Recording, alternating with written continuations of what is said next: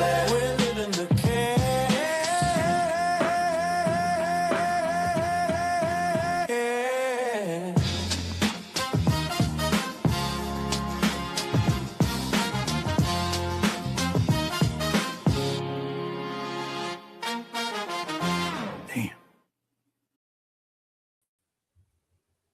Well, everybody, Happy New Year. Welcome back to another episode of Fuji's Philly Flair. Tonight, I want to welcome Mr. Joey I, former professional boxer, actor, and cut man. Joe, it's a pleasure to meet you. Thank you for coming on Fuji's Philly Flair. Nah, pleasure's all mine. This is great. I know we've been talking this up for maybe a little over a month. And how are you? I hope you had great holidays. Yeah, not too bad. Not too bad. Big family get together. Christmas Eve for us is really our Christmas. So, being Italian. But yeah, right. Christmas Day is just like, open a couple gifts and, eat a ham, Right. Exactly. I just, we were talking right before we got on, came right on air. I mean, it was hilarious. You were talking about, you did, did you do all, like, help out in all 5 Rockies? I was in 5 of them. Right. 2, 4. No, I'm sorry. I was in 4 of 2, 5, Balboa, Creed. I played myself. And the second Creed, I just did some technical advice stuff. I wasn't in it because they wanted all fresh faces because of they were supposed to be in Russia. Right. Yeah. But actually, yeah. 4 actually took place. Didn't they make that in Canada? Wyoming. It was really? Yeah. I thought somebody told me. I thought I heard Canada at some point. No, they were out in Wyoming. They were in Colorado. They were like, when he runs up the he's up there screaming, Drago! Yeah, Right. I wanted to start. 4 is my worst one, though. I know people hate it when I say that, but to me, that was like an 80s boxing MTV video. Like, it's entertaining, but boy, did that really go right off the, I remember watching you do your podcast, and really how you got into Rocky was it Rocky or Rocky 2 where Rocky 2. You were actually running with all the other. Yeah. Can you explain, like, just get into like how all this? Well, I was about. I always thought it was like the beginning of '79, like January, but I actually was corrected. I always thought it was the day. I think it was like the day after Thanksgiving, which made sense because all the streets were still blocked off, and we wound up running with them, but. So I would have been 9, almost 10. And I had been where I grew up. I was bullied all the time. I was little. I'm little now. But, and where I grew up, I was like the only Italian kid in the neighborhood. So they didn't know what the hell an Italian was. So I got bullied a lot. And my father, my friends, everybody would tell me, why don't you go to the boxing gym? And I'm like, why? I'll get beat up there too.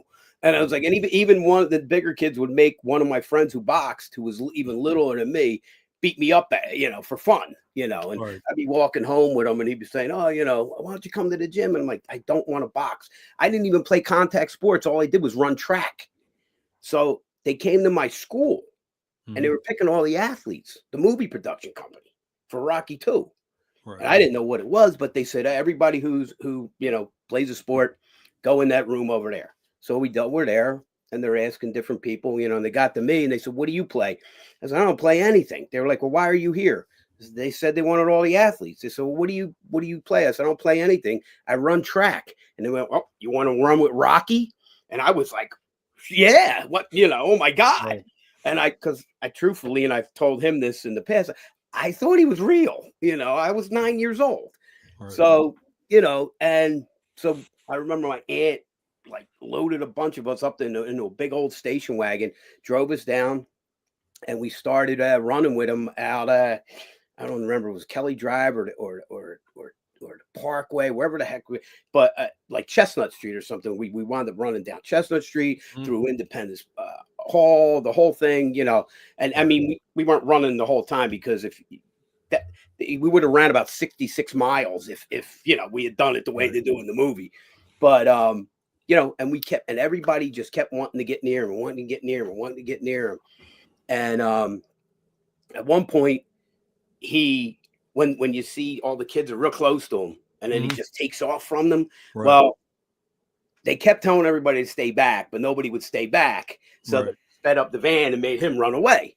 And a friend of mine who was running with us, you can hear it, like you see a little blip, like the edit of it isn't perfect, like back then, but you see it like cuts us completely out of that, and he's already running away, and you hear a kid yelling, "Go, go, go!" And that was a friend of mine named Billy, and so he got a little line there, but we kept going up and down those 72 steps at the art museum, which that's a trivia question, and it's 72 of those little steps, but my little legs were getting me up there.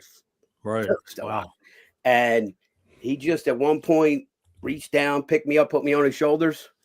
And I was like, oh my God, I'm sitting on Rocky's shoulders. And he's like, "Oh, how you doing?" And I was like, I didn't say anything. They were like, put that kid down. And I told him, I said, "You probably put me down because I probably peed on you." I was so excited. What the? I'm like, oh shit. And we got finished doing it and whatever. And then I ran right home that night. All that running we did all day, it didn't matter. I went right home. I told my dad, now I want to go to the gym. My father didn't even ask any questions. He went, okay. Took me down to Kensington to the Kensington Ramblers gym. Right. And that was it. And I, like I said, I thought Rocky was real, and like I said, I didn't, I probably didn't fight much better either. That old take 5 to throw one good one. I had my nose broke 31 times. My cheek broke. I got arthritis in my face. I didn't even know you could get that, but I wasn't born this ugly. I was going to say, I mean, that was pretty much, that's how you got started in the fight game. Yeah. After you, he calls it out. Ironically, it just, and then all those years later, it comes to, they call me to be the technical advisor for Creed and to play myself in the movie. And I'm going, oh my God, I'm in a Rocky movie, like it total full circle. Wow. It just outrageous. And then ironically, one of the Hall of Fames I went into in the New Jersey Hall of Fame back in, I think 2017. So a year or two after the Creed movie had come out, they inducted me, and their man of the year that year was Chuck Wepner, who was the real Rock, who was the first fight I ever watched on television, because I was about I was 5 days away from turning 6 years old. Right. And it was a Monday night fight, and at school, and the next day. So my father says, "Go up to bed and I'll call you down when the fight comes on." It's all right. So my father figures this ain't going to go 3 rounds, Wepner and Ali. So he lets me come down, and 15 rounds later, I fell in love with boxing, and I fell in love with, watching it. I'm not saying that I wanted to be a fighter at that time when I was 5, 6 years old, but he bled all over the place. And I think that's what made me also fall in love with the blood. Right. But it was like ironic that, I know the real Rocky worked with the Rocky in the movie, and they've all like kind of culminated into a full circle. So how long were you a professional boxer? I was an amateur and then a professional, so a total between the amateurs and pros for 15 years. I don't know. Which, yeah. But I had an injury, and I had to stop fighting. I blew my knee out in a fight at the Armory up in Northeast Philly. Yeah. And both my knees were bad by that point, and I was still really young. But I just was like, now what the hell do I do? And my father and my girlfriend, who's now been my wife for over 32 years, was like, "Didn't you say something about wanting to be a cut man when you're done?" I'm like, well, yeah, and I've done it a few times for a few friends who needed help, and they were like, well, all the right people to learn from them and go do that. Because that was just such a lost period. It wasn't long, but it was like a lost period of you do this your whole life. You get up in the morning, you run 5 miles. I would either go to school or then to work. And then, and then you go to the gym after, and then you're sparring, you're training, you're going somewhere to another gym to spar with somebody. So it was, or preparing for a fight. It was just your life. It's all part of your life. And then all of a sudden it was like, just stops. And it was like, do I wear a knee brace and fight really bad bummy guys, or do I move on? But I took the advice, and which I give a lot of people advice nowadays. Every fighter, when they think they're done, they think it's over. And I'm like, if that was the case 150 years ago, boxing would have died, because all the guys, when they were done fighting, if they had never kept, helped anyone else out, like taught anyone else how to fight, or managed anyone, or promoted anyone, or worked their corner as a cut man, boxing would have just died. So, we have to pass on what we have. I was going to say, Philly is known for gritty fighters. What separates Philly boxers from everybody else? Probably the friggin' ridiculous gym wars that we have, and the gritty streets that we come from. I mean, I even when I come home, from the gym, say when you're a kid, I'm not saying it happened even when I was a grown man in bars and stuff. But you get guys want to test you because they know you go to the gym. So you wind up in more street fights than you do in actual fights. But that's where we all everybody. I don't know anybody that's from Philly that hasn't had their share of street fights growing up, barroom brawls, and I think we're just tougher. We're a blue collar town. I mean, I always tell people my collar's so blue it's black. It's like, I was going to say, I know when we were talking,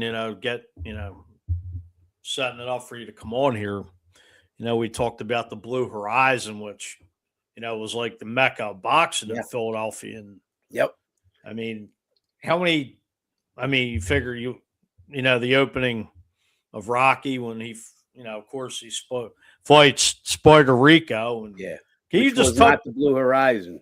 Was it? Nah, it was in LA. Really? It was called the Recreation Athletic Club. If you look back on the back of the wall, it even says Recreation AC. Really? But, no, that was in East LA. That was a little dumpy fight club. Yeah. Did not know that. But they have always tried to recreate the Blue Horizon. It would, and that wasn't even supposed to represent the Blue Horizon. It was actually supposed to represent a place that was on Kensington Ave called the Cambria Fight Club. They called that the Blood Pit. And that's what it really was supposed to be. But the Blue Horizon, that to me was, I'm telling you, I recently did a documentary about the Blue Horizon, and like the first thing I said was it was a dump, but it was our dump. Right. Like it was the number one place to watch a fight. It was voted in the year 2000 by ESPN. Wow. In the world. It only held 1,100 people. I made my pro debut there.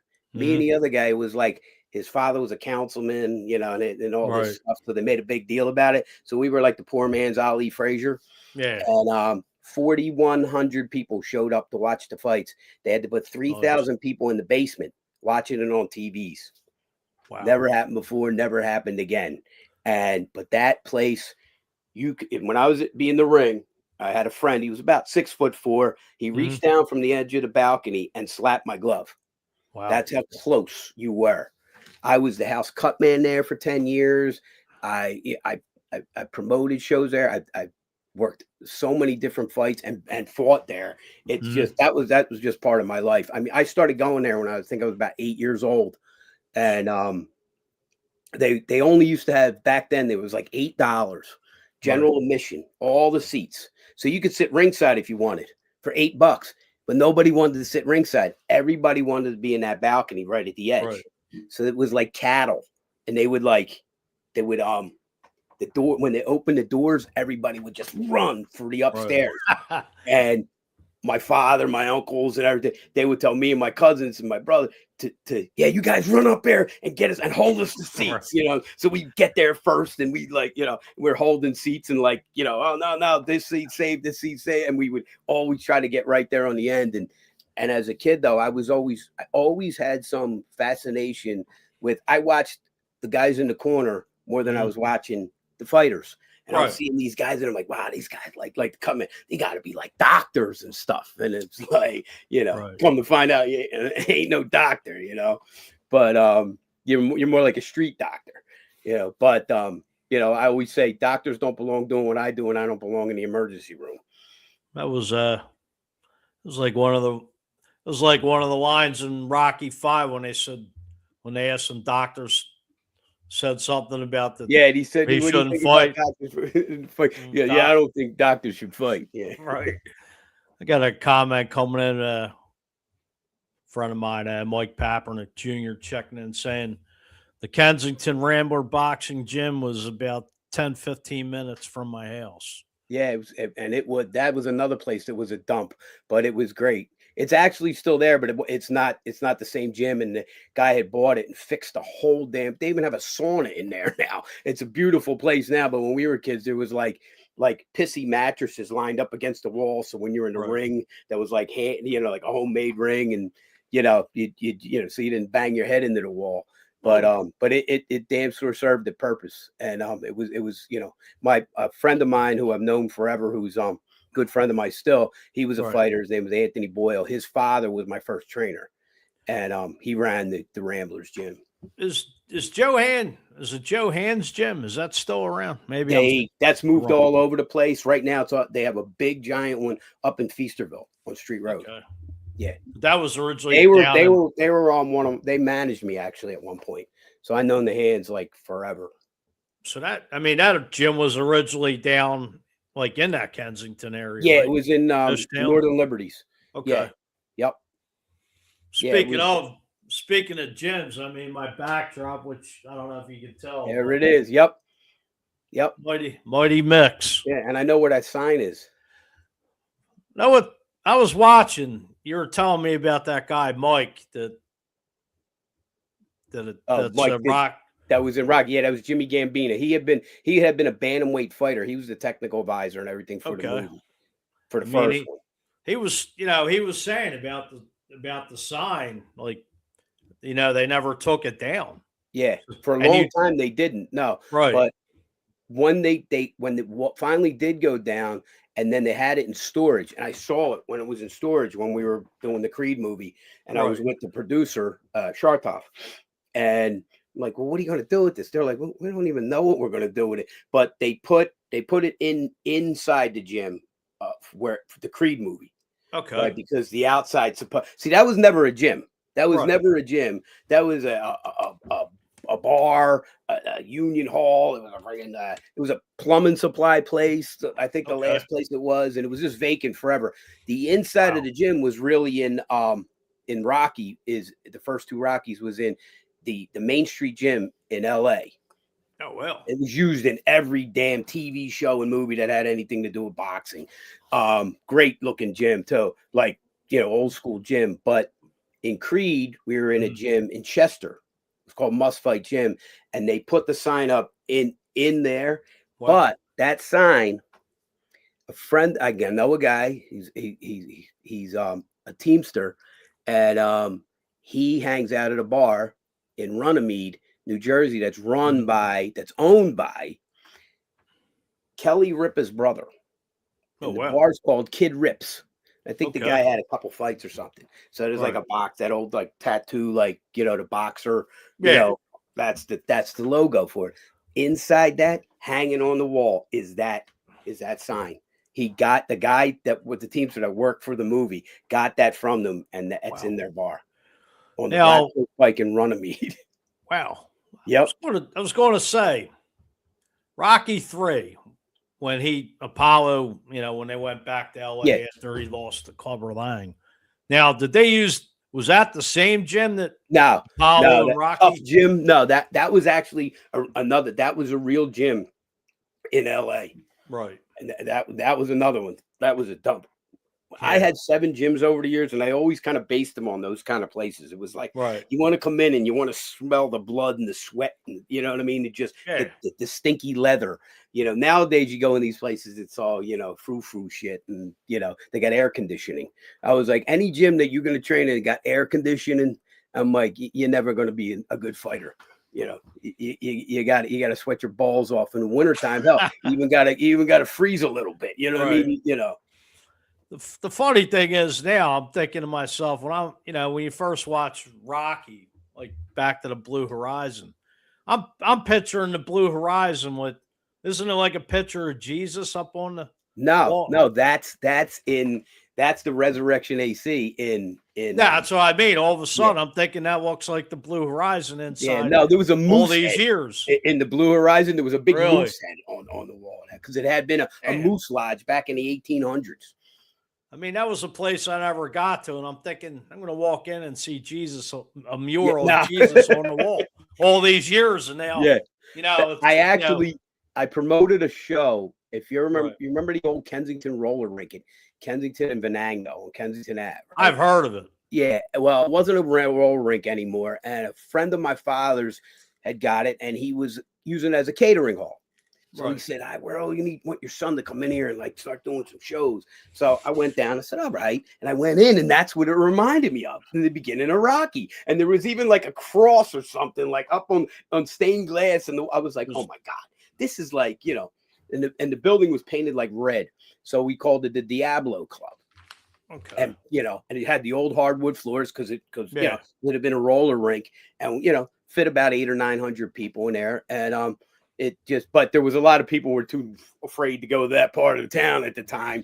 And, but that was, everybody came in. That's the first thing they said. This is like in the beginning of Rocky. I'm like, exactly. And the L trains running right by. Right. You know, you can't, you know, I think even Paulie was hanging out drunk, you know, drinking some four roses, bottle of Four Roses on the ground. I was going to ask you, what's something fans would be surprised to learn about the life in boxing? Well, I would say that fighters aren't the mean, badass, tough guys that everybody makes them out to be. You Right. know, it's your job. You know, it's a business. Boxing's not a game. It's a sport, but it's not a game. Every other game, you play with a ball, right? One ball, right? Any game you can think of: football, baseball, basketball, hockey, golf, whatever. Boxing, guy or girl, you know what you need? You need two balls, right? You got to have balls to be able to do it. But it's a business. It's what you do for a living. So you don't just go around picking fights and want to fight everybody or be you're a mean person. Most of the fighters that I always run into them, you know. I mean, of course, there's guys out there that are assholes, but for the most part, boxers are very down to earth, easygoing, very approachable people. Probably out of any sports type person, you can walk up to a boxing guy, Right. like a fighter, before you can walk up to somebody from the Eagles or the Phillies. Agree, because They're not, and it's very, very hard. See, what makes a real full fighter is not just a guy with a lot of balls and heart, not a guy with just a punch, not a guy who's got all the skills in the world. You got to have all that put together, and that can make you a champion. I've seen plenty of guys with all the skills in the world, but they ain't got this. And you can't give a fighter heart, you can't give him balls, and you can't give him a punch. Those things you got to be, or a chin. You got to be born with that stuff. So there's plenty of guys that could box their ass off but couldn't take a punch or didn't have the balls to get back up. You know, like Rocky says, you know, it's not how hard you hit, you know, it's how hard you get hit and keep moving forward, you know, which that is about life. Boxing isn't always about how much you can take. It's more about it's hit and not be hit. I didn't learn that until it was too late, you know. Right. But yeah, no, I would say that for the most part, a lot of people just have this envisionment that, you know, every boxer's out is stupid and wants to rip your head off. Well, if you want to be a good fighter, you got to be a really smart guy because it's the only sport you use everything from your brain to your toes. I mean, you might wind up stupid and talk like this, you know, but you got to be smart to be a good fighter. Who would you say is the most memorable fighter you ever worked with? Most memorable. Whew, that's hard. I mean, memorable and like good, they're all different. Like very memorable. Remember Butterbean? Yeah. Yeah. That was pretty memorable, you know, the 450-pound fat guy. You know what I mean? But that Sergey Kovalov, Tim Witherspoon, who's a really good friend of mine. Local yeah, guy. I worked with him, his nephew, his son, and now his grandson's supposed to be fighting, and they asked me to work. So that's like a first time ever that I think, you know, and that's really starting to make me feel old too. But I've done that with several. Bruce Seldon, who was heavyweight champion of the world for a while. Nice. I worked with him. I worked with his son, and now I work with his other son, Bruce Jr.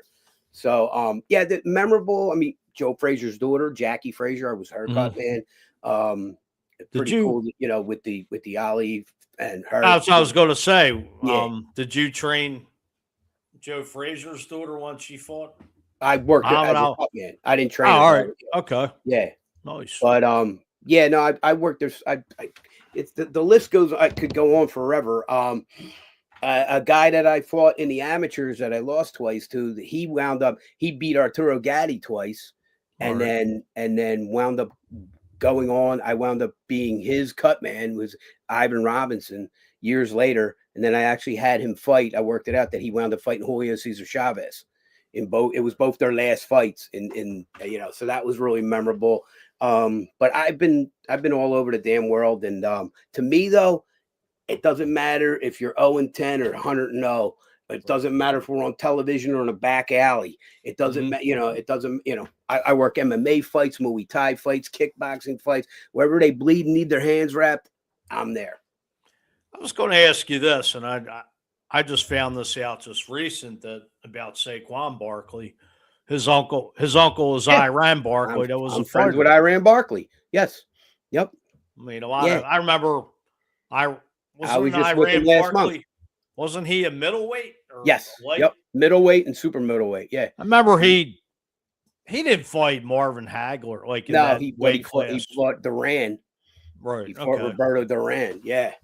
Yeah. He was a hell of a fighter. I remember him Holding the being a blade. boxer. I remember him being a boxer like in the maybe the mid to late 80s. 80s into the early 90s. Yes. Yeah. Yep. Yeah. But Yeah. Yeah, he recently had a stroke. He's doing better now, but yeah, I just saw him at they were giving awards out in New York at they have like a big event every year in Queens, New York, and he was there. I saw him. I see him. I belong to the Veteran Boxer Association Ring 1 in Philly, but I also belong to the New York one in Ring 8. And whenever they have a meeting, we drive up there. I go up, and so I get to see guys like that, like Iran Barkley and Vito Anafirmo and guys like that. Whenever we're up for their meetings. I was going to say, like, it's a shame because, the fight game has been around for, well, I guess over 100 years, but it just seems like, you don't see the fights like a card like you used to, with, especially like in the heavyweight division, which to me is kind of sad because I know most people don't know who the heavyweight champ is or this or that. I mean, it's just not because I know. If I don't even know if if you checked around, but there's probably a picture floating around of me and who the heavyweight champion of the world is, and you wouldn't even know who it is. It's a guy named Usyk. He's a Ukrainian guy. But like most people don't, it's not like the old days. And a lot that's killed everything is it's all the television that killed it. They always say that the reason they stopped having 15-round fights is because Boom Boom Mancini had killed, Juku Kim. Well, I'm very good friends with Boom Boom, and we've discussed that a lot, but that's not what did it. What did it was money, commercials. You couldn't fit 15 rounds with commercials into 1 hour, but you could fit a 12-round fight in with the equal amount of commercials that they have to put in between rounds in 1 hour. That's what did it. So that just started it. And then when they realized, hey, why don't we do this where we don't need commercials? Let's start doing the pay-per-view stuff. And that really started making shit go down. I mean, you could watch fights on Tuesday nights, Friday nights, Saturdays, afternoon, Saturday night. Like when the Blue Horizon. Yeah. When I fought Tuesday night fights on USA. Yeah, I was going to just bring that up. I remember that like 25, 30 years ago they would have. The saying was Tuesday night fights is going to knock me out. Right. Yep. And it's just a shame. Like it is. The boxing game is just a lot diminished. of it, and a lot of it isn't the boxing game's fault either, because these past 2 generations coming up now, our generation, the last tough generation, I guess you want to call it, Generation X. We're like the last tough guys, whatever. I don't know, but now everybody wants all that instant gratification. They want everything yesterday, right? So that's why MMA is really, really big. You get a lot of these quick chokeouts, knockouts. kicks, to put somebody on their back, and even they do 3 5-minute rounds. Mhm. You know what I mean? So nobody wants to sit there and watch 12 rounds of guys going at it. And it's just, and the more boxing has evolved, you get a lot of it gets away from like when Gaddy and Ward were fighting each other those 3 times. They were just 2 guys who didn't have a reverse. You know what I mean? So they just stood there and they banged it out. That's what the fans want to see. That's a fan favorite fight. You don't see a whole lot of that anymore. And guys want to fight twice a year, especially once they win a belt. It's not like, like I said, not like it was years ago. I mean, guys like Willie Pep, to me is probably the best pound for pound fighter ever. He had almost 250 fights. He had 224 wins, and he was in a plane crash, broke his back. They said he'd never walk again. He went back and fought for another 10 years. It's just crazy. I knew a guy an older guy that fought him that was from Philly. Mm-hmm. And I said, he fought him twice, but he fought him towards the end of Pep's career. And I said, how was he? Goes, Joe, wouldn't have mattered if it was his beginning of his career or the end of his last fight. He said, I could have never beat him in my wildest dreams. Right.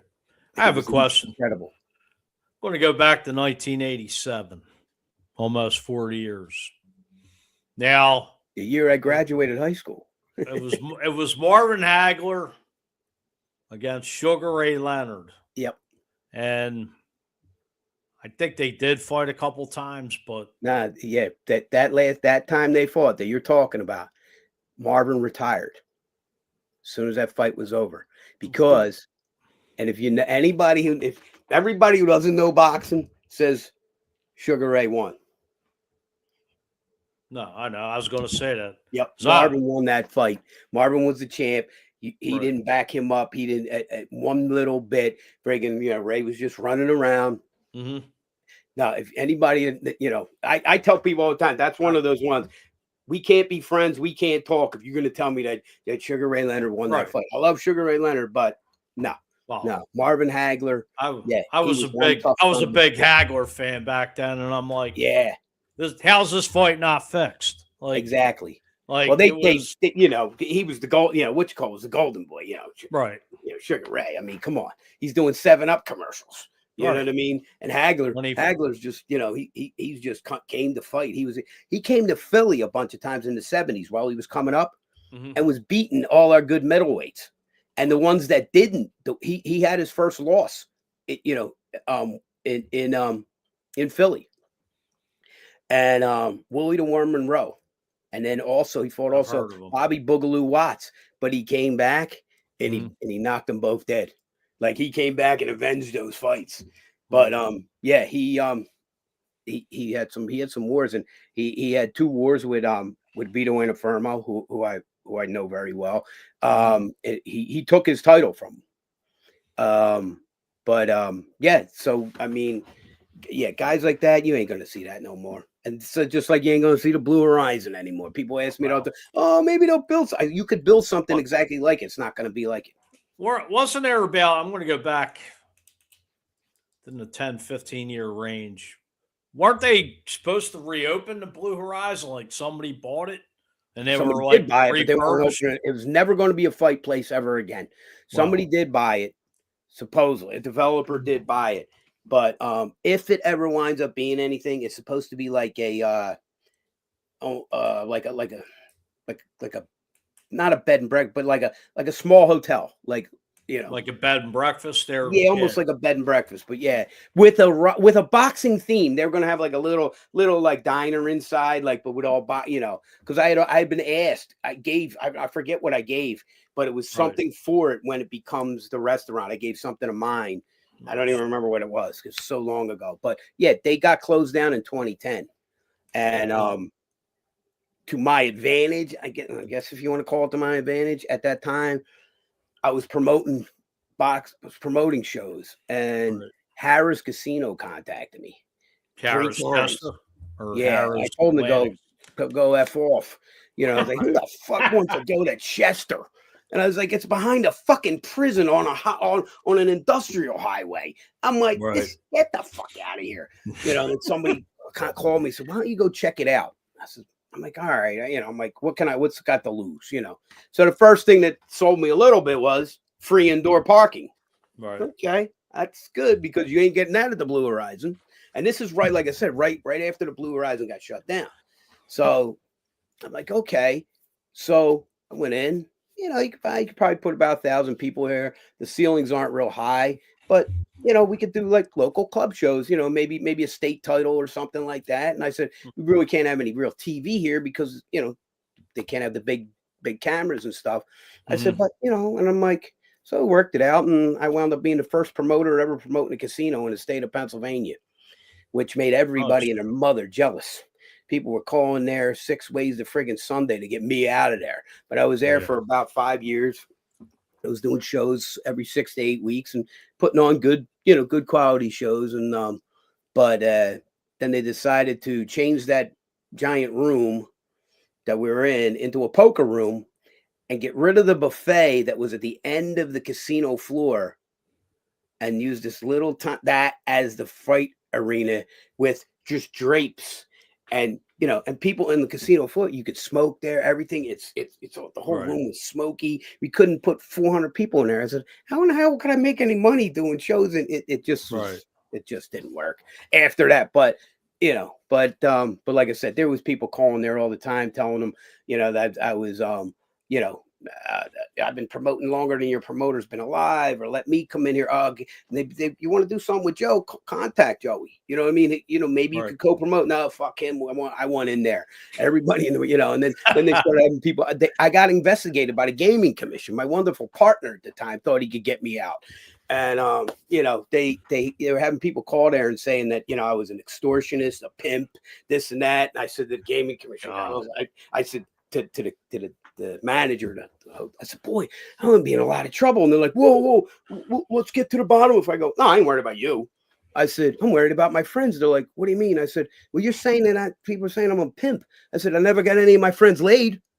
And I said, and what the fuck are you talking about? An extortionist. I'm 5'2". Who am I extorting? Mickey Mouse? And they're like, oh, this is funny. I go, it is fucking funny. I said, this is just jealous people trying to stick it to me. And I said, yeah, I had the gaming. I got investigated 3 times by the gaming commission. The whole, and it just was, it's just that. Like I always say, the only thing square in boxing is the ring. Ring.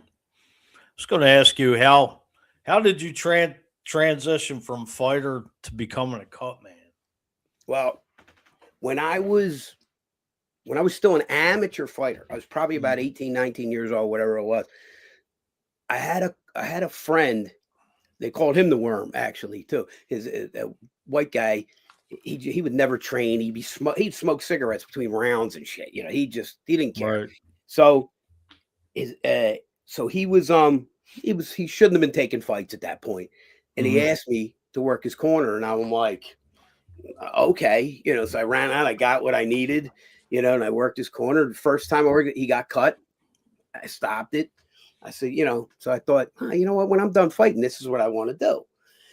And so that happened a few more times over the years while I was still an amateur. And then when I turned pro, even if I was on the undercard, first couple fights, whichever, if I went first, second, or third fight, I'd be working the rest of the fight. I'd be working other guys' corner.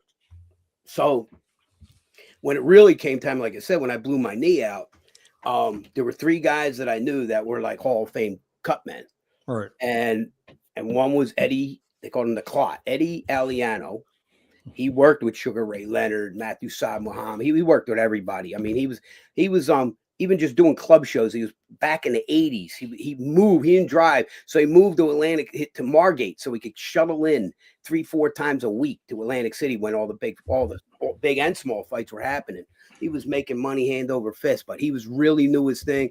Older guy, calm guy. I would go to one gym and I'd talk to him. And then there was another guy named Adolph Rataco, called Little Aby. And people thought I was his grandson because same size, same build. The description of him is always he's either telling a joke or smacking you in the face. And that's me, which I was supposed to play him in a movie about Joey Giardella because he had Joey Giardella. Okay. But so he was long out of it.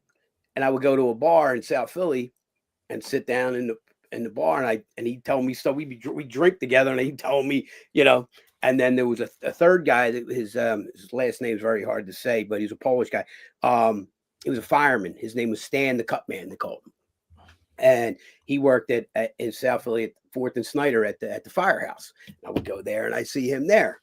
So I get little bits from each person, you know. And Eddie had taught me how to wrap hands, you know, and about being real calm with everything. And Adolf told me all the tricks.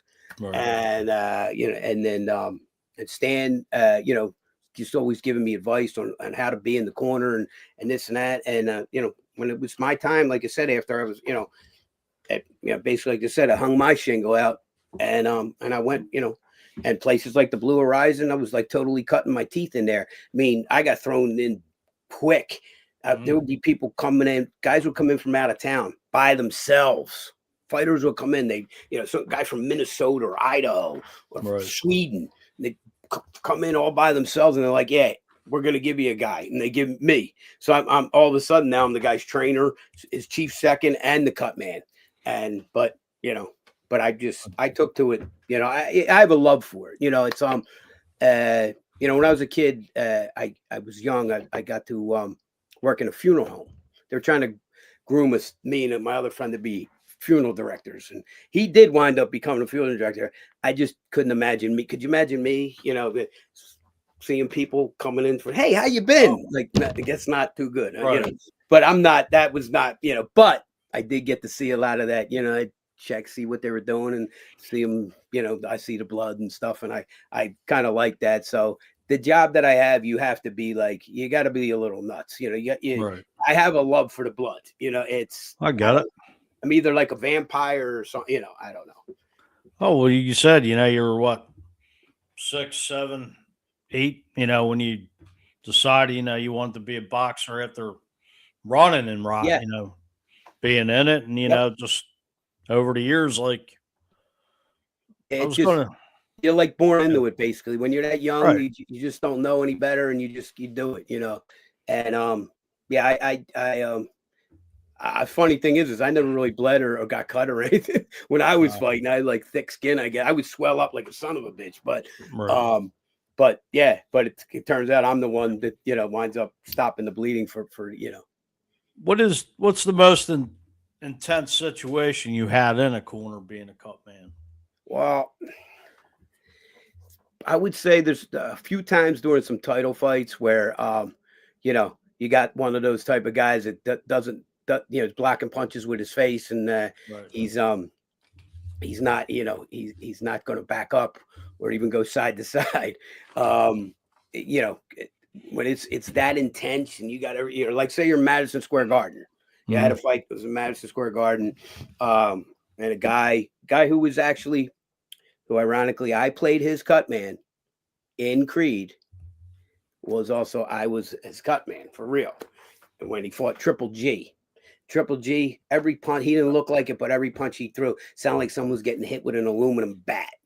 Wow. And he was knocking them all over the place, and he's bleeding. He had 3 cuts, one turned, 2 of them turned into one giant one up under where I'm seeing his skull. You know, he's got blood coming in his mouth, his nose, his ears. I'm stopping everything, and the referee, who was a guy, he passed away, but they called him Double S. They called him, his name was Steve Smoger, and he was one of those let you fight to the death almost. You know, he didn't stop nothing. So at one point he comes over, and I'm fixing him, getting him ready, and he comes over and goes, "Hey, you're doing a good job, kid." And the fighter goes, "Oh, thanks." He goes, "I ain't talking to you, I'm talking to him." And he smacks me in the face, and I'm like, I turn around, I said, "Yo, Steve, you think maybe I should ease up?" Like he goes, "No, let him keep. He's clean as a daisy when you send him out. So let him keep going." I'm like, "Oh, Jesus Christ!" And we're like, "We got to stop this fight. We got to." And the commission guys behind me and inspectors go, "Joe, you got to." I'm like, "He's not my fighter. I can't do that." And I'm pleading with the and his father, the kid's father, was there, and he's going, "No, he's going to be champ." We're like, "Not today," you know. But yeah, there's been some intense things. One of the weirdest, oddest, intense things was I was working a cage fight for CFFC, which is part of the UFC. We were at 2300 Arena, and it was during the pandemic. Okay. And it was on UFC Fight Pass. It was on worldwide, right? It was this Russian fighter. And I'm telling you now, if Russia ever comes over here, we're fucked. They are the toughest sons of bitches. It's ridiculous. The guy comes walking back to the corner, and he's got a cut right down the side of his head. And the doctor goes, "Hey Joe, you got to get this." I said, "I'll get that. I got to worry about this first." Guy just pulls his hand out like this, and they're open palm gloves, and Right. And the fingers are exposed. Mm-hmm. He's missing his ring finger. Just blood coming out and a little like chicken bone, it looked like. Holy God. And the doctor, I said, and the doctor goes, "Oh," he was like going to throw up. And the guy says to me, "Fix." And I said, No, wait a minute. I can stop it, but you're not fighting him. He goes, No, you fix, I fight. I'm like, no, wait. And then they're screaming, everybody's screaming. The commentators think that the finger's in the audience somewhere. They're Right. like, and everybody's, I'm like, no, relax. It's right here. It was stuck behind, like jammed into the back of the glove. God. And what happened is the other foot, you're not allowed to do, but the other fighter kind of went in under his glove and he started yanking. And he admitted he felt something. So he went back for more. Yeah, and he ripped the guy's finger off.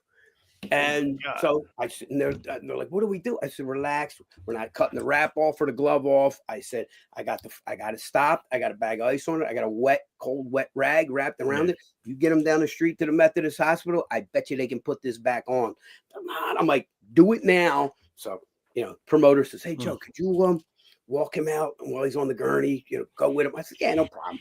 I'm walking him out. I says, "They'll get everything taken care of." He goes, "No, don't worry about it. It's okay." Like as if he broke a fingernail. Wow. I was like, "What the fuck?" I said, so then the next day, my phone keeps ringing like crazy. I'm like, "What?" They're like, "You're on TMZ." I'm like, "What?" I'm like, and I can't, I'm going, "Oh shit, what the hell did I do? What did I do now?" And I'm like, "Why am I on TMZ?" And they're like, "The finger." I went, "Oh, that." I was like, "Okay, it's not, no big deal." And they're showing it on TMZ. It was all went viral all over the world. And how long ago was this? During the pandemic. Oh, all right. About 4 years ago, something like that. So guess what? They sewed it back on. Yeah. 3 months later, he was right back to fighting. He was from Siberia, tough as shoe leather, friggin'. And they said, whoever did what they did, saved this guy's finger. So that's one of them. And people said that too. People are going, of all people, of course you were involved. If someone lost, I'm like, yeah, who loses a finger? But you got to be prepared. You know what I mean? You like I always say, a Boy Scout and a Marine. You know what I mean? You gotta be prepared, and you gotta adapt and overcome to everything. God, I didn't mean to. Because you don't have a lot of time. It's like if you were at a hospital, they got all the time in the damn world to take care of stuff, and it's and millions of dollars worth of equipment. I got a few things on me that I make sure I have on me and ready to go, and you don't really have a minute. The minute is the bell rings, and well, that would be if he was sitting in front of you, but the last 10 seconds, and they bang on, you hear that banging, that means get out. So that's 50 seconds. Then I would only be 50 seconds if, again, he was sitting right in front of you when they rang the bell, but he's not. He's got to get back there and sit down. At best, you have 44 seconds to get your job done and get him back out there. And with cage fights, I worked them by myself, both sides, the whole night. Holy shit. I don't get any more time. And I've been doing this so damn long that I've got it down to a science where the ring card girl, she's on the catwalk around the outside. Yeah. I get in before her. So when she gets to the say both guys are cut. Yeah. Go to the first guy that right here. Right. She's coming around. I get to the second guy. So as soon as she's passing me, that's my turn. Time to go. You know what? I got to get out of here and done and have enough time to help her out of the damn cage. So technically, like not even like a minute, if that. Like I said, 44 seconds you got. You got 44 seconds to get it done, and that's just working on one guy. So those cage fights, I'm working on both, and I got the same amount. So I got like 88 seconds. If she passed by me too far, I'm like, well, I'm working too long. Yeah, I got to get, yeah. Back to the guy you said from Siberia. I just remember a story, it's football related about Ronnie Lott, how he cut his finger off maybe at halftime. I don't know if it was like infected or something, but he ended up cutting his, I think it was his ring, one of his ring finger or something. Yeah. Yep. And it was like, talk about a warrior, man. Yeah, you won't get that today with football. No, not at all. Oh my God. You see them over there, they do 30 seconds and they're over there sucking oxygen. Oh, yeah. Fuck? I mean, going under the blue tent and, in no time. I remember we were playing all the time when I played football and, kickoff team, and it always seemed like they picked me to kick it to because I was the littlest guy. You know what I mean? Right. It's like you just see everybody's running right at you. And, there was times where the coaches would say, I didn't even get the move and they were boom, on a pile. And they were like, oh, they think I was dead. And like bell rung, I could get up. I'm all right. Let's go back to playing, right. But, some of the pictures you sent me, I was going to bring up, let's go back to the Chuck Webner the picture you sent me. And that was I think it was around 2019. I think I got to see, that was in a warehouse. I got to see the statue of him before anybody, me and a few other people went up to see it. And it's now at a park in Bayonne, New Jersey, at the top of a set of stairs that are kind of like the art museum steps, because that's what he used to run up and down those steps before there was Rocky. But yeah, he one tough son of a bitch, friggin' and crazy too. There's a movie called Chuck, and it's about him, and Liv Schreiber plays him to the T. It's not like a Disney version of anything. It doesn't pull any punches. Well, this is technically where Sly got the idea of watching the Chuck Webner fight. That's what I'm saying. That night he fought Muhammad Ali. Nobody gave it going past 3 rounds because he was just a liquor salesman from Bayonne, New Jersey, who was known as, which you don't call him that, but was known as the Bayonne Bleeder. If you called him that even now, he's 85 years old. He'd knock you dead. But and he's been very sick. He had renal cancer. But he's still. I saw him in November at the New Jersey Hall of Fame. We were together there. Stallone saw that in a bar on a closed circuit TV, ran home, and in 3 days wrote the script for Rocky. Right. And he had actually gone to, once they agreed on the whole thing, he went to Wepner and said, look, he said, you were the inspiration for this. Right. And he said, I want you to read the script, tell me what you think about it, and then I want you to tell me like how you trained, what you did, this and that, and I'll give you either $2,500 cash or 2% of whatever the movie makes, right? Mm-hmm. So Wepner looked at it, read it, and was like, this is some bad B-movie love story. Which he was right. It was a love story. Rocky's not a boxing movie. It's a love story, right? With a boxing backdrop. But he said, just give me the $2,500. Well, he would have made $8.2 million, right? Right. So when the second one rolls around, Stallone said, he kind of felt bad for him a little bit, but he's like, hey, he made his decision, which he probably would have said he was being smart, because if somebody came to me right now and said, look, tell me what this for whatever, and I'm playing you in a movie. I don't know why anyone would do that, but just saying, right? And you see there's nobody behind it. There's nothing. The guy who's going to be the star in it, nobody knows who he is. I would have been like, yeah, just give me the money now. You know what I mean? I mean, he wasn't being stupid. Mm-hmm. It's a gamble. But Stallone came to him the second time and said, look, I want to make you my sparring partner in this one. And your name's going to be Chink Weber. And his character is that he's a ranked guy, and he's pissed off now, really pissed off, because now Rocky's getting a second title shot. This guy can't even get one, and he deserves it. He's the guy in the.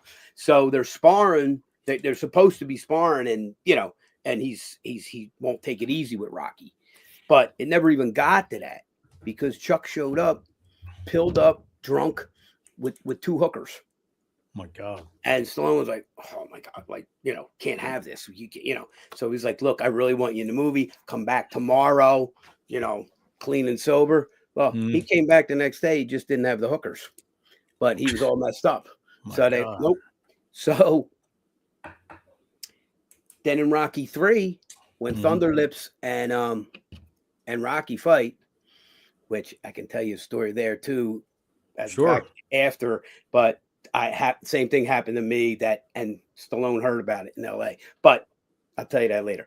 But Stallone got the idea for that because Wepner fought Andre the Giant in Shea Stadium, and the same thing happened. Andre the Giant picked him up and threw him out of the ring, and then he came in and picked up Andre the Giant and threw him out of the ring. Really? Yes. Yeah, if you look that up, it's crazy. Wepner even fought a bear once. He fought I did hear that. Yeah. Interesting. Right? So, wow. Then, it was like 1989, I think, they were making a movie called Lockup. Stallone was making. It was a prison movie. Prison movie. I remember. In Northern State Prison, right? In North Jersey. And they're in there, and who's in there? Was locked up for selling drugs? Chuck. Holy God. Chuck wanted to see him, and Stallone wouldn't see him. Right? So he was like, this son of a bitch. He said, and guess what the bad guy's name was in the movie? Did you ever see 48 Hours? Yeah. Eddie Murphy and remember the big Indian Billy Bear? Yeah. That guy's the bad guy in the movie in Lockup, right? Okay. His name was Chink Weber. Wow. Yep. So Chuck got pissed. He said, this son of a bitch has been living my whole life. He's like, he's living my life. He's like, he's stealing from me. And then he was, at that point, Stallone was going around saying that now he wasn't the inspiration for the movie. So he started suing him. Yeah, I remember. Yeah. Remember hearing that. What happened is when they made the movie Copland, it was right where, and they made it right 97, right in North Jersey. Yeah. So De Niro contacted Chuck and said, come down to the movie set. You're suing the wrong person. I think we can work something out. So when Chuck got there, friggin' Stallone seen him. He was like, oh shit, he came to kill me. He's like, and because like Sly's about 5'9", 5'10", you know what I mean? And Chuck Wepner's like 6'5", 6'6". You know what I mean? And back then, oh my God, like so imposing. I mean, even now he's, so he showed up to the on the set, and Stallone's like, oh shit, and De Niro said, no, let's go in one of the campers here, in the trailers, and we'll talk this out. And he basically said to him, he said, you're suing the wrong guy. And Stallone's like, what are you talking about? And he said, he shouldn't be suing you. He should be suing the movie company. He's like, and he was like, he goes, if you back him up on that, then you can come to, and they were like, yeah, Stallone was like, yeah, okay. But they came to an agreement that, and everybody tries to ask him, he like a non-disclosure thing where Chuck can't tell you how much he got, which I think it, in my opinion, probably didn't get a lot. But you know what I mean? I don't know. But I don't know. Maybe he got a ton of money, and but he's still a liquor salesman in Bayonne, New Jersey. So still to this day? Oh my God. to this day. Him and his wife. His wife, his second wife that told him, And he's how old? 85? He's like 84, 85 at this point. Wow. Yeah. God bless him. Yeah. So they have their liquor sales business. He's like he was a wild dude, in his day. Right. And it's those Rocky things, all intertwine all the way through. And my stupid ass knows all this crap. I was pulling up this picture here with you and Slotty. That was when we made Creed. Okay. That day I get a lot of my balls broke a lot with that picture though. That With the picture's in half the Yankees? bars in the city, and everybody Yeah. goes, "Why are you wearing a Yankees jacket?" And it's like, I "Because know. my daughter bought it for me, Mike, when she was 7 years old." And I said, "And I like the Yankees. I know everybody bitches at me, but Phillies or Yankees, and I'm sorry, but I go I back get to it. the '77 Yankees. That Right. when we were little." Reggie And I Jackson. played the team I played on, my first baseball team. We wore the pinstripes and everything. We were the Yankees. Right. They would just always, my Well, team, I guess you would say. But I mean, that was a vintage jacket. My daughter, when she was I only remember that jacket. yeah, and found That it was still with the tags on it in well, in like a vintage store. And I was, so I still have it. Every once in a while I wear it. But yeah, a lot of people. But that nobody was allowed to take pictures with them, right? Nobody was allowed to take pictures with anybody, right? You couldn't have your phone on or anything. So, and me as a technical advisor, if I saw anybody even thinking about pulling a phone out, I didn't really do it much, but I mean, like, get out, But so that day he came to me, he said, "Oh, you want to take a picture?" And I said, "I thought we were supposed to take pictures." He goes, No, I want to take a picture with you." I said, "All right." what? I said, "Why?" And I said, "Shouldn't be the other way around." And he said, "No." He said, "You're a real guy." He said, "That's why we have you here." He said, "You Right. bring the realism to this." He was like, if like when you see Michael B. Jordan's hands wrapped, I wrapped his hands. Right. Everybody in that movie, I handpicked. I remember Everybody. you were saying that. Yeah. Yeah, that's the only boxing movie that I can remember that everybody but the main character was real. Like they would call me and say, "Joe, we need a referee." Okay, what age, what color? Okay, we need a Spanish guy like 40, 50 years old. No problem. Boom, I send you. Right. We need a white. We need this. We need a black guy. Well, how old? I don't know, like 45. I said, perfect. Sean Clark, go down there. Friggin' just wear your outfit. You'll get the job. So Ryan Cougar calls me the one night. He goes, "Joey, let me holler at you." I said, "Yeah, you want to talk to me? What's up?" And he says, "Give me all your Italians." I said, "What?" He goes, "Yeah, we're going to do a gym scene. Give me all." I go, "Italian what?" And he goes, "Fighters, trainers, managers, everybody." I said, "Okay." I said, "No problem." I called everybody I knew that was in boxing that had a vowel on the end of their name Right. that was in the Oh, area. God. Get your ass down here. And then we're there. And I look around, there was like one little black kid in the whole thing. And I'm going, I said, "Yo, Sly, who the hell's idea was this?" I said, Right. "This is Disney bullshit." I said, "No, Ah, gym." I said, man. "Not only is there no gym that's all white, there's no gym that's bringing all Italian guys." I said, Right.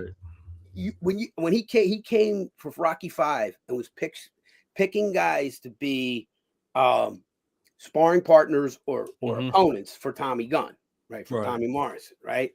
So the owner of the gym, it was a Philadelphia boxing club. It was right down the street from Pat's and Gino's Steaks, right? Right. I was training at.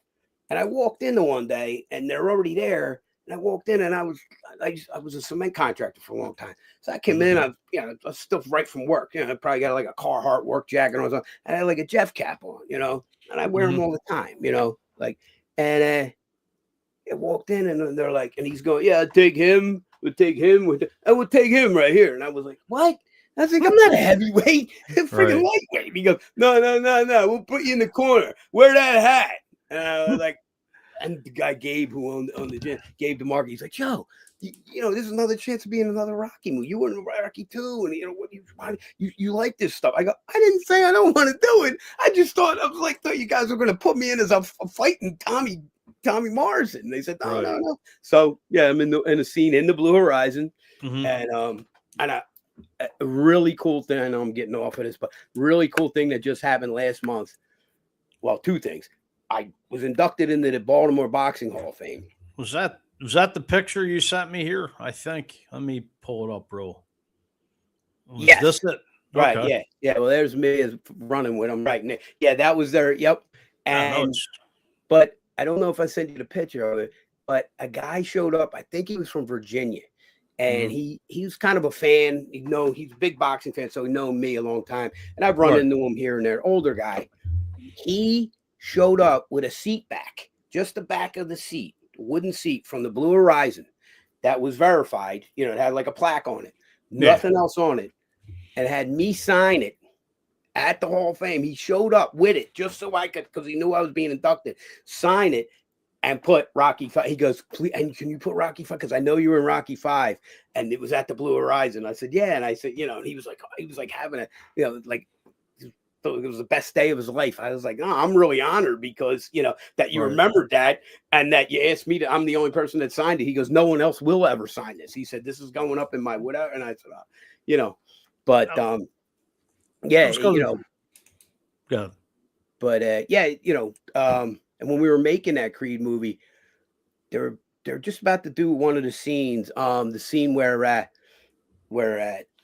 Apollo, Adonis, Creed is jumping rope, Right. and he stops and hears the bell, and Rocky says, yo, that bell don't mean stop, that bell means hell, right? Keep going, right? So they were setting up a little trolley track where the camera was going to come forward and back. They're getting it all ready, and he's just sitting in his chair with the newspaper waiting. And he said, come here. And I said, what? And he said, did you, I heard something in LA about you. And I was like, what? And I'm like, no, this is bad. I'm like, what do you mean? And he said, no. He said, did you really fight Tex Cobb? I said, yeah. I said, he goes, tell me the story. I said, you don't need to hear that fucking story. And he goes, no. And I said, and they're like, Mr. Stallone, we're ready to Joe, you got to move. We're ready to do it. He goes, you people can wait. You tell me the story. I said, all right, So I proceed to explain to him that for charity, I was in a charity event. And again, it was at the Armory in Northeast Philly. And we were raising money for Frank Cappuccino, who had been a well-known referee. His son was sick and had Parkinson's disease. He needed constant care. So we're raising money for the nursing care. So everybody's, paired off pretty even. It's all ex-fighters. And this is like over 20 years ago. And I was supposed to fight another guy like my size. But he don't show up. And the guy that Tex Cobb was supposed to fight didn't show up. So they come in, they said, Joe, we're going to make you the main event. And I said, my guy didn't show up. They said, no, you and Tex Cobb. I said, all right, whatever. My father's like, what are you, fucking nuts? He's a fucking huge. I go, Dad, I already got my hands wrapped up. I'm dressed. I'm ready to go. I said, everybody takes a beating sometime. Today's going to be my day, I guess. I'm like, we'll try to make it fun. Don't worry about it, And he said, oh, my God, what the? He's like, well, you got to wear a headgear and all this. And I'm like, nah, he's not going to. He goes, then you're not. I said, all right, I'll wear the headgear. Now, right. Not to interrupt you, but you're 5'2", and how big's Tex Cobb? He's about 6'4", 6'5". Yeah, he was like 250. I was 145 pounds. Yeah. So I said, all right, So now this was all planned just for fun, but it wasn't supposed to be with him. So I have my sons who are now grown. They were 4 and 5 years old working, and they got the Q-tips in their mouth, and they've got little corner jackets with the eyeballs like they're supposed to be me, And so I beforehand, I said, yo, Tex, I got my 4 and 5 year old son going to work the corner. I said, can we go easy here? I don't want my kids to see me all bloody. And they said, oh, they're going to see worse than that, white boy. Biggest white guy in the world calls everybody white boy, right? Right. So I'm like, fuck, right? Boxing commissioner comes over to me, goes, Joe, don't get him nuts. I'm like, say you tell him, right? I'm like, he ain't listening. No kidding. My God. Get in the ring, right? The referee comes over to me. Rudy Battle, right? Older black guy comes over and he says, hey, Joe, this is just for fun, right? I said, would it matter if I was serious? And he goes, no. I went, right. So I said, just tell him to be cool. He comes back. He goes, he's not listening. I said, right. So before the fight, as soon as I agreed to this, I told my wife, I called her into the locker room to go in the car, in the trunk. I got a pair of 10-ounce extra large gloves, right? And that's what a heavyweight would wear, like a bigger guy, right? Right. Well, over 154 pounds. They wear 10-ounce gloves. Extra large just means it's wider, so it would fit a bigger guy's hand. But it only was 10 pounds. We were supposed to be wearing 16-ounce sparring gloves. Ironically, he was beating me up with my own fucking gloves. They were my sparring gloves he was wearing, right? My God. So he's got the 16s, but I said, the 10s will look big on me. Like they'll look like I'm wearing, these extra large. Because, So I was like, fuck it. And I skinned them back. I make sure my knuckles were sticking through the gloves. I said, yeah, it's my only shot. Right. So I said to my father, bring a friggin' folding chair from the audience. He said, what, are you going to hit him with it? I said, no. I said, bring it in. I said, when they call us to the center of the ring, you put the chair down. I get up on the chair. And we'll make it like a joke of it. And I'll growl at him, or, like, yeah, Right. and we'll lighten it up. Don't worry about it. He's like, he brings out the chair. He goes over again in his face, and he shoved me right off the Wow. chair. Boom! I go head over heels, and I'm like, my wife is videotaping this whole damn thing at the time, right?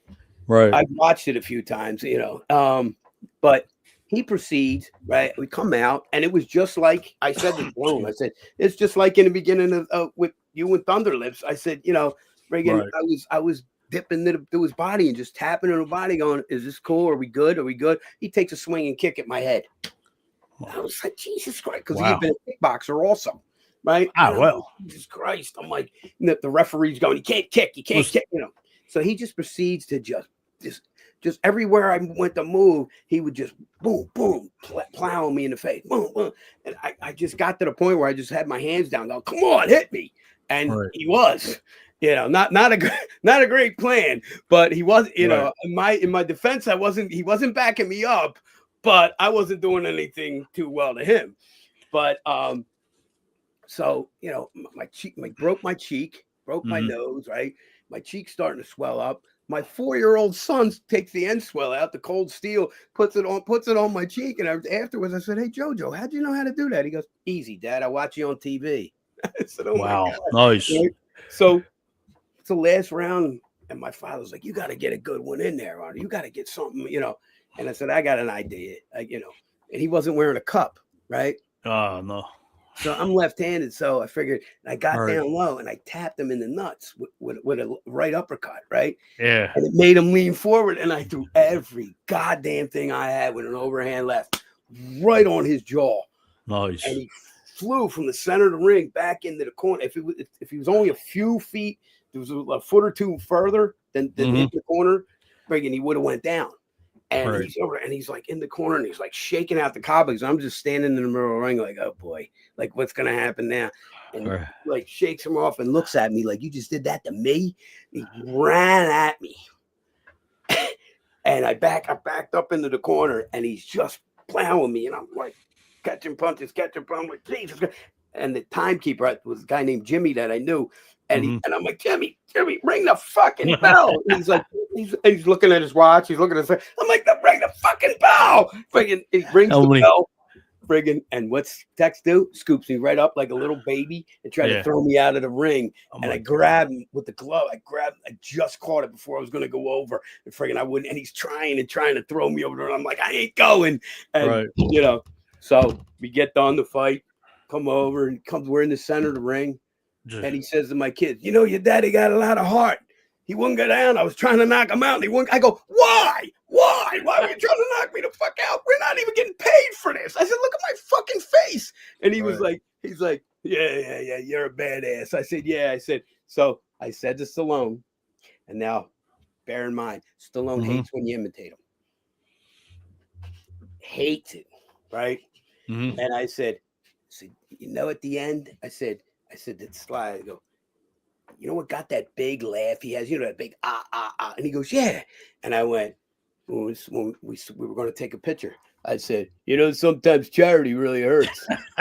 And he goes, I was like, and I was like, well, where you heard that about that? He goes, yeah, I heard this little guy fucked Tex Cobb and was holding his own with him. And I went, and if you want to call holding my standing there taking a beating, I said, yeah, but we got to be very friendly after that. And, but yes. Was Tex Cobb from Philly? He's from Texas. Okay. Well, that makes sense. He'd been a football player, every college football player, everything like that. But when he started boxing, they brought him to Philly. He's a crazy dude. I remember him being on WIP with Angelo Cataldi years ago. But Angelo, oh my God! Yeah, I was on there. Were you? Yes, I got talked into trying out for the Wing Bowl. Okay, Then we're To going like back. as a contestant. Yes. All right. Yes. I had El Wingador on here I'm good friends. probably I'm good friends couple with Wings. Yeah, I'm good. Yeah. September. Yeah. Yeah, I'm very good friends with him. But way back, somebody talked me into it. So I called in, said I wanted to, and I said I was little, right? Yeah. And back then, we're going back almost, God, Started. 28 years ago, whatever it was, right? Yeah. Everybody back then, they were all big slobs. That was the point. You were supposed to be a big fat guy that was going to eat a bunch of Right. wings, right? This Yeah. was before Joey Chestnut and the Asian girl and all that stuff, The right? Black Widow. Yeah. Yeah. So I go in and they said, well, what are you going to do when you come in to qualify? I said, I'm going to eat 50 of my wife's homemade meatballs. They're like, 50? I go, yeah, it's about 6 pounds of meat. I said, I'm going to do it. They're like, oh, okay, right? So I go in, and Joe Conklin, who was on the show at the time too, Right. And we knew each other because he was a little older than me, but we grew up in the same neighborhood. And so he comes in and he's like, oh, so I'm doing Rocky, he's doing Mickey. They're like, oh my God, a movie broke out, right? They said, Right. all right, let's get down to this. And Cataldi kept going, he's so small. And I said, I told you I was small. I said, I'm doing this for all the small guys, right? So he says, so he's like, all right. So the guy that was in there before, he got I think he got 10 minutes or 15 minutes to eat a pizza. I was like, big deal, right? Right. 3.5 minutes he gave me, right? I said, all right, no problem. I'll do it. They're like, what do you need? I go, I just need a cup of water. Just a little cup of water, and they're like, okay. And 50 fucking meatballs I fucking downed in 3 minutes. I still had 30 seconds to go, and I was done. I'm freaking, he's like, oh my God, you really like those things. I said, I told you they're good. I even bought them some in, Were they the average size meatballs? Yeah, like a meatball, and they, and they're like, oh my God, so they're like, and I'm like, okay, well, I'm in. And they're like, well, we got to go to commercial. Friggin' goes to commercial. He goes, come here, I want to talk to you. I'm like, what? He goes, look, we can't have this. You're going to embarrass these guys. And I go, yeah, I know I will. I said, because I can eat them all day long. I said, I don't care how many you put in front of me, and the hotter, the better. They're like, they're not even hot. I was like, oh my God, that's a joke. And he said, yeah, look, we can't have this. This is for big gluttonous slob guys. And I said, yeah, I know. I said, but I told you I'm coming. But I can do this. I can, I can upset this thing. And they were like, no, look, here's what we want to do. We want to make you a super fan. I said, what the fuck is that supposed to mean? And he goes, well, you call in, once or twice, maybe 3 times a week. And call in the morning, and then do like couple of your voice, like the Rocky voice and this and that, and I said, wait a minute. I said, well, all right, well, what are we talking? He goes, you comment. I go, no. What are we talking here? Money wise. He goes, oh, there's no money. You just get to be. I go, wait a minute. So I'm going to get up extra early. Well, before I go to work, I'm out there doing cement work. That I'm going to come on here on your show just to build your fucking ratings, and you're not going to pay me. You want me to get the fuck out of here? I said, you just wasted my fucking time. Now I got a fucking stomach ache. I was like, fuck. I went home. I didn't. I don't think I felt right for 2 fucking days. I ate 50 friggin' meatballs. I can imagine. God. Yeah, but he was like, but then in the end, you see now there's guys, normal sized people who are doing it, doing right.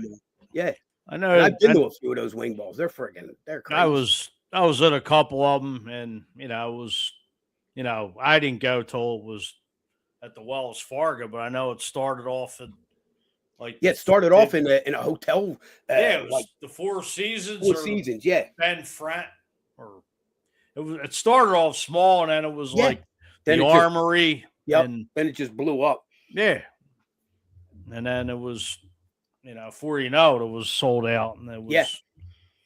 Now I know El Wingador does the he does something now, cheerleaders on Dell. Yeah, the wing pole. Yeah, that's a wing pole. Yeah. Yep. Yeah. Yeah, we've done some things together, me and him. We did a couple of movie type things and stuff like that. Yeah, he's he was on my talk show a million years ago, right before he was he had to go away. Right. Yeah. Yeah, I know he was came out with the sauces and all that he has out currently. Yes. Yeah. And, Yeah, good guy, big guy. Freaking eat like a son of a bitch. Oh yeah, I was going to say to you, like, you were in what?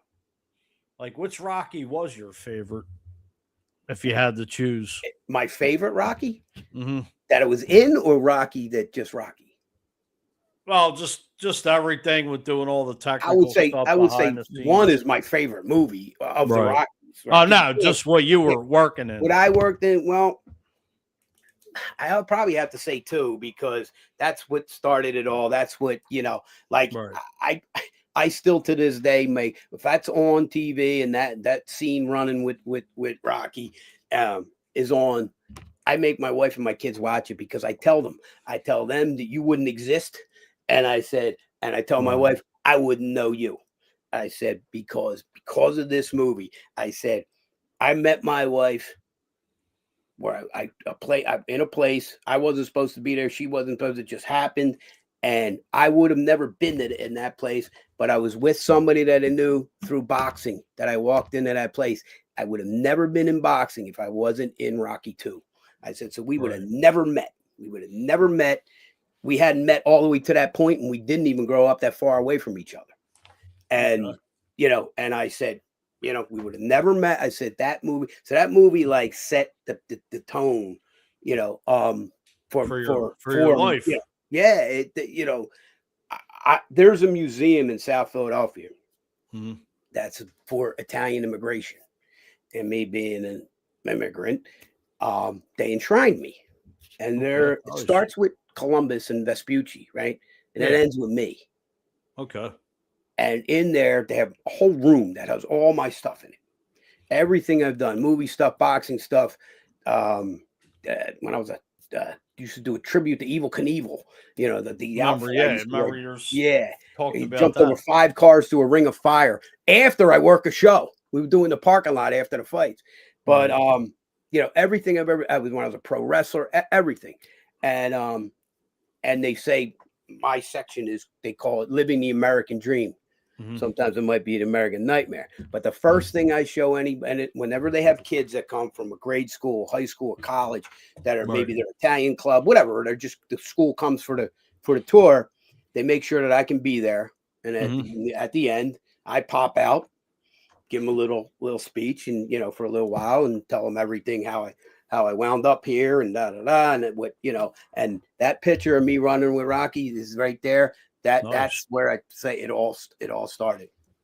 Wow. And as they said, the rest is history. Now, Right. as far as your other movies, what other movies have you been in? I've been in over 100 movies. You're not going to see that on IMDb because it's my job to put them up. There's a lot of them that I would never want anybody even know that I was in. Right. But not like I'm doing pornos or anything, but there's a lot of junk that I had done that was Right. just, but uh like I said, 4 of the Rocky movies. I was on The Sopranos once. Were Uh you? What was yeah, that like? that was pretty cool. I that was a fluke thing. I had this really horrible agent. This woman would send me on these like wild goose chases. Like she would like read only probably like not even half of what the part was for. Right. Like sent me one time to New York, said, "You're going to get the part. You're going to play a husband in an insurance commercial." Well, at the time I was like 30 years old, right? Right. I go up there, I walk in, there's a bunch of bald-headed old 80-year-old men in there. I'm like, what the hell is it? And they're like, what are you doing here? I'm like, I'm here for the insurance commercial. They're like, it's a Medicare commercial. They're My like, didn't your God. agent? I'm like, she said it would play a husband. And like, this is the husband for his wife sick and dying, and it's a Medicare commercial. I was like, Jesus. wow, that's great. And I'm like, so when it came for The Sopranos, Mhm.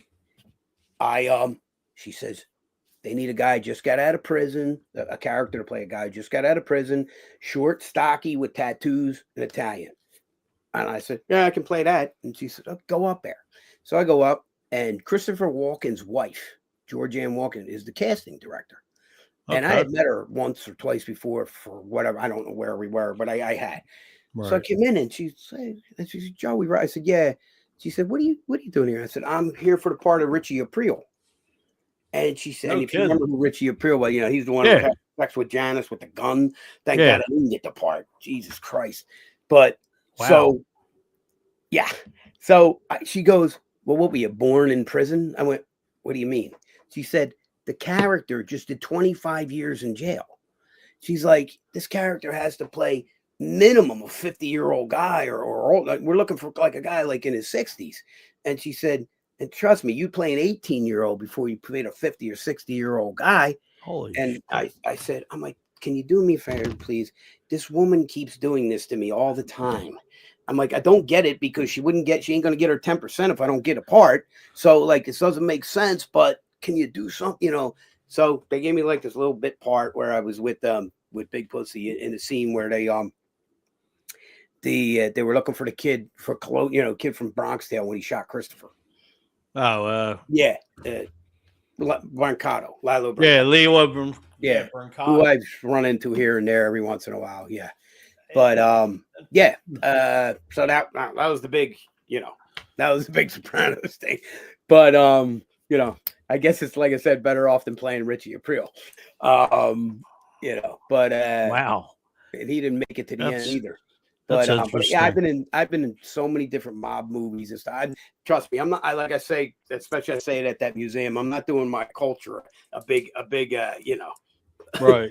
a big service here. I'm either playing a mob guy, a prisoner, or a boxing guy. It's usually I once played a farmer, but we were in Sicily. It was a farm. I was supposed to be a farmer in Sicily, and the mob's out to kill me. So me and my best friend, who they're having him kill people for them, me and him wind up killing them. So I was still a farmer that wound up killing people. So it's, and it's just usually me with a gun in my hand. So I just did, I did a few recently. I did one for Vince Minetti, his film, Washington Ave. Right. Yeah. I played a hot-headed, younger mob guy named Frankie D. And, that was pretty cool. That's been in like 10 film festivals already, and it won 2 in California, and it won 1 in Rome. Really? Really surprised. And I just did another one for him with a couple guys called the Pasta and Cheech Crew. Right. It's like a comedy, and I played a mob boss in that one. Okay. And Don Carmine or something like that. And Don Carmelo I played. And then I just did a cartoon. Really?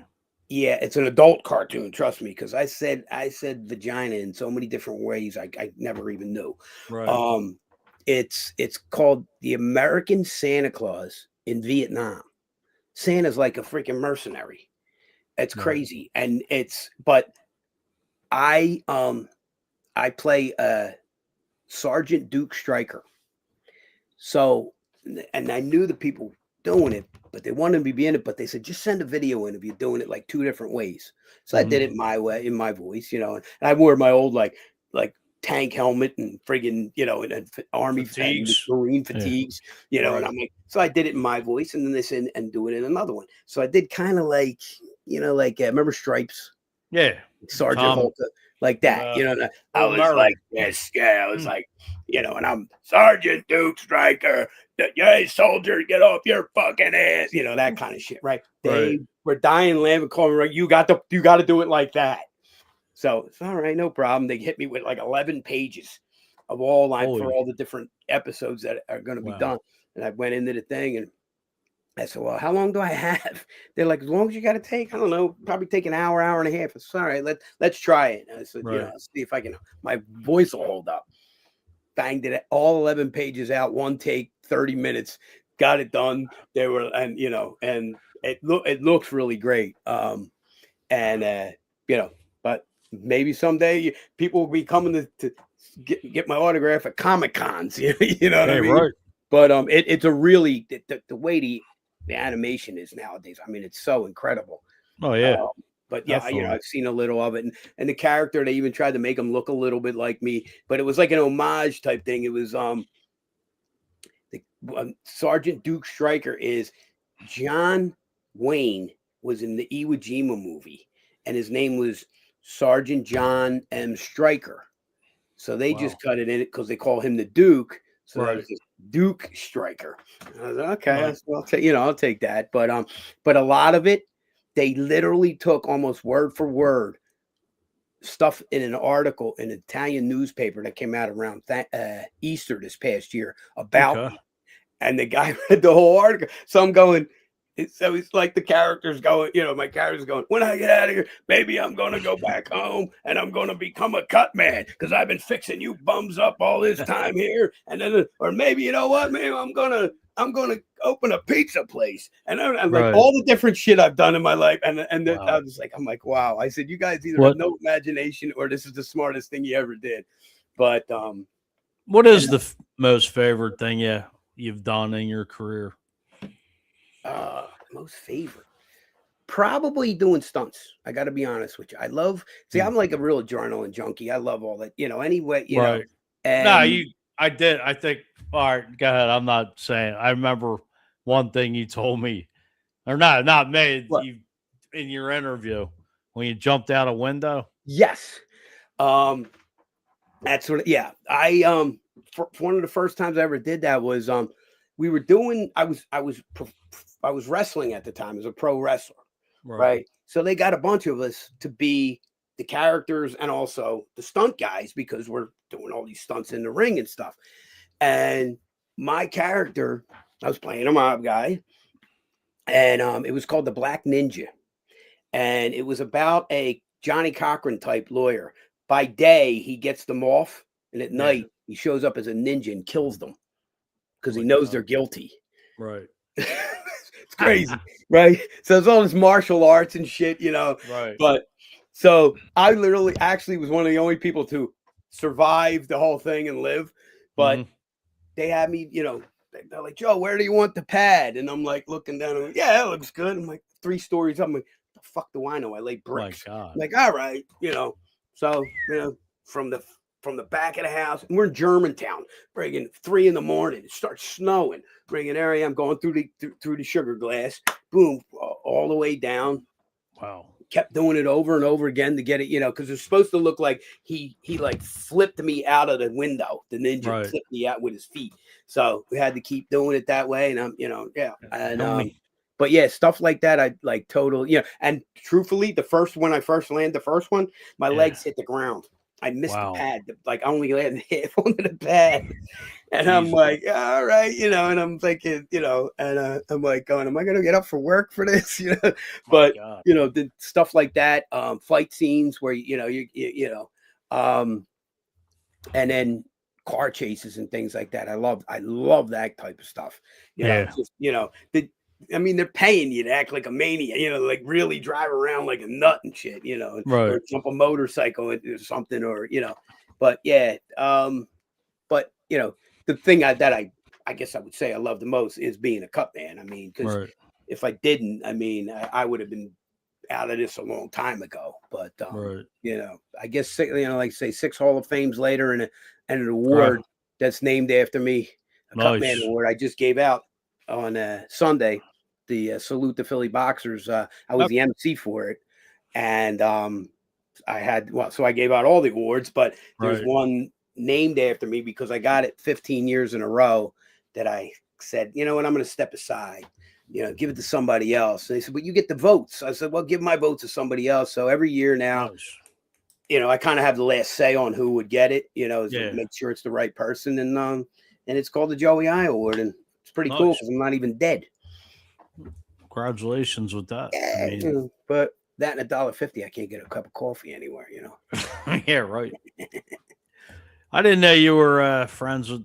Oh, yeah, I did ask you about Tony, friend of mine too, Tony Penikill. Oh, the Tornado. Yeah, he is great guy. I should have sent it to you. I had a picture of me and him and a couple other guys. God, about 10 years ago, we were at a fight, and he's funny. He's amazing. He does Halloween wrestlers. He does a character for. My wife said something one time. She went, "Did you ever see this guy?" I said, "Yeah, Tony Panicali." She goes, "I knew you would know him. How the hell did I know?" I go, "Yep." I also know the Philly sports guy. Yeah, Philly sports I guy, know. right? Jamie, yeah. You know how we started that?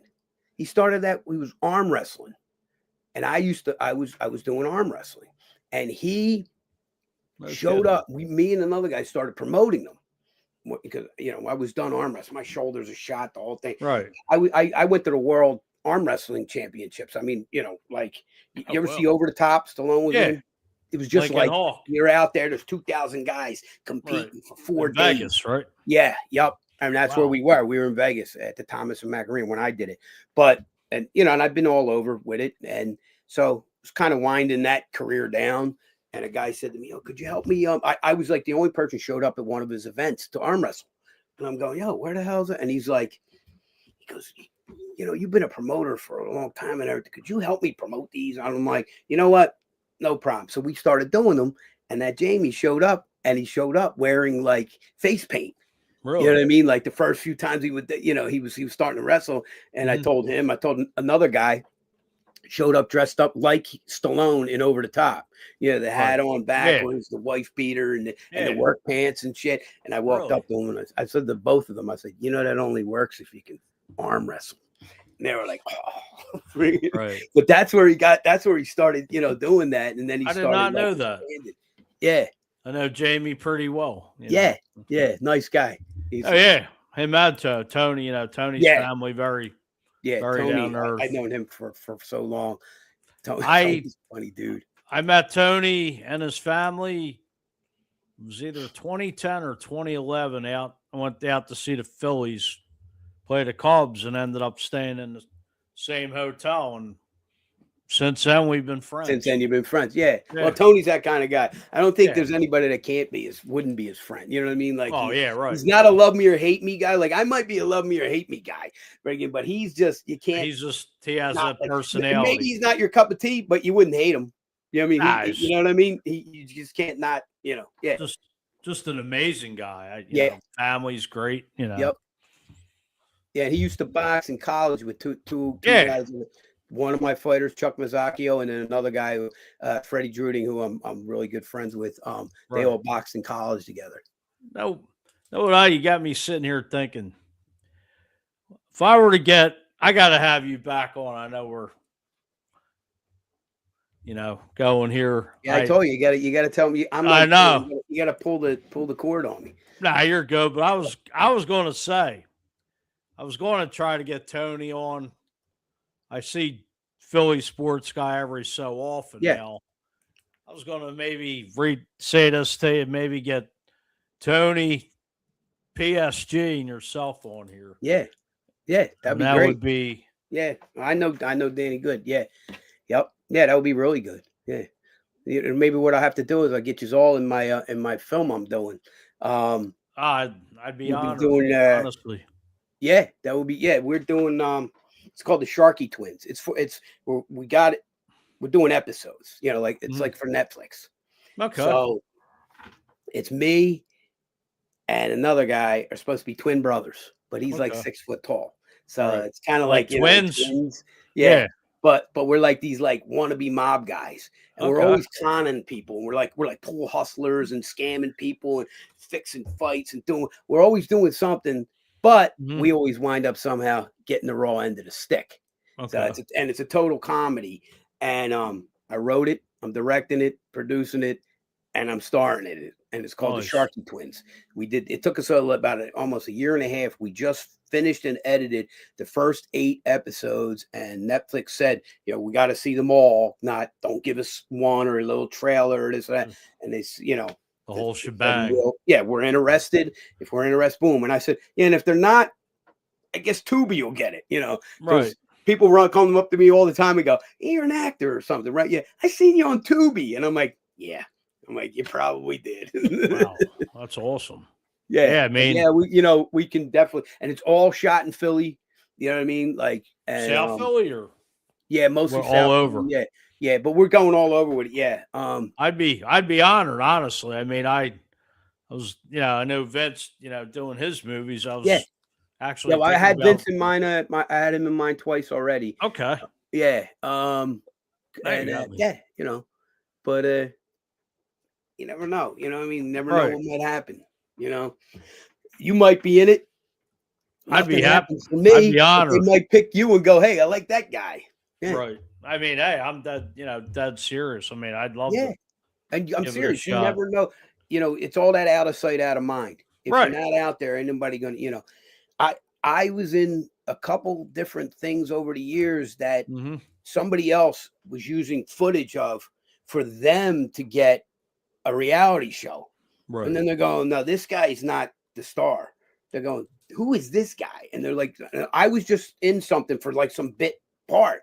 And they were Right. like, no, we want to make a reality show. When there's 3 times, I think 3 or 4 times, there were pilots made in the different things that I do, different Right. businesses and different, one had to do with boxing, one had to do with movie stuff, another one had to do with my auto salvage business that I have. Mm-hmm. And so it was, but it is what it is. They didn't know, happen. I actually, ESPN came and they did a 30 for 30, the Mhm. 30 for 30s they do Yeah. before the pandemic. And they the guy begged me and I said, look, I've been down this road so many times. I said, all these, they want to do a reality show or this or that or whatever you want to do. He's like, well, this isn't really a reality show. It's a 30 for 30. And I go, I know what Mhm. 30 for 30 is. I've seen them. I Right. said, but, and they were like, can we come and observe you at the fights? I said, it's a free country. I said, you Mhm. can do whatever you want. I said, I'll be at the Tropicana or wherever the hell I was. I said, this weekend. I said, there's 11 fights. I got 9 of them. I got to work. I Wow. said, if I get a chance between them, you can watch the fights. I'll say hello to you. But, I didn't even get halfway through it. And the guy comes, he's like, you got to do this. You got to do this. Because they had originally gone to somebody in New York. Mhm. They were looking, and they said, no, we know the guy that you want for this. Because they wanted to do it based on just about being the cut man. Because, they obviously do things, films like that, like documentaries about fighters, managers, trainers, promoters, Right. and they said, nobody ever pays attention like the cut man. That's like the really important job. But this can't be just his job. So Right. they wanted to. So I finally said, okay, no problem. So for over a year, they followed me around at work. They followed me to the fights. They're filming this, filming that. I was showing them, like, they videoed how I used to practice on myself. Mhm. On stopping cuts. So I would take a razor blade with tape around it, so it didn't go too far. And I used to, like, I'd have a stopwatch and Mhm. I'd slice my arm, hit the stopwatch, and see if I got it done within 44 seconds. Holy And shit. that's how, so they got me to do it. Mhm. I'm like, sure. I'm like, let's do, whatever. And they get the camera real close, and I'm cutting my arm up, slicing my arm open, and Right. stopping the cut, and boom, boom, boom. But yeah. So but what happened? They were just almost done. They just needed a little more, and the pandemic hit. And then they kept getting in touch with me here and there, but just timing wise, they just Right. fell on the floor. But that would have been, I think that would have been really cool. I think that would have been cool. Wow. But I know that damn pandemic did a lot of yeah, it did a lot. It people messed up dirty. a lot of things. Big Yeah. time. Yeah. Even like I noticed stuff with like films and stuff, movie films and stuff. It's not, it was, I don't know, the way we did things and the way you were getting picked for films and stuff like that totally changed just between those times and stuff. It's weird. It's just, Wow. it really screwed a lot up. But we made it. We did. We kept fighting, coming forward, Wasn't going to let no COVID knock me down, Right. You knocked him down. Won't you try knocking me down there? What's the most not, Rocky could be a little indignant sometimes. How about right before that happened, and they said, the 2 big guys go, hey, you need some help, Rocky? He goes, there's no pieing contest. The fuck, the guys want to help you. Fucking like that would almost in real life, what would happen is 3 big guys would come in and smack the crap out of fucking Rocky, and the other guys are going, I guess it ain't a pieing contest. Go fuck yourself. You know what I mean? Like, we offered now, like, help me now. No. Well, when they got outside, all the guys started going after him, and Yeah. Tommy Guns He's a punk beating their ass. Like, Yeah. It's like I tell throwing you, guys into the you trash know who bags and choreographed that fight scene? you do. Remember Terry Funk, the wrestler? Yeah. He did. He No kidding. choreographed that fight scene. They got to be pals from when they did Paradise Alley.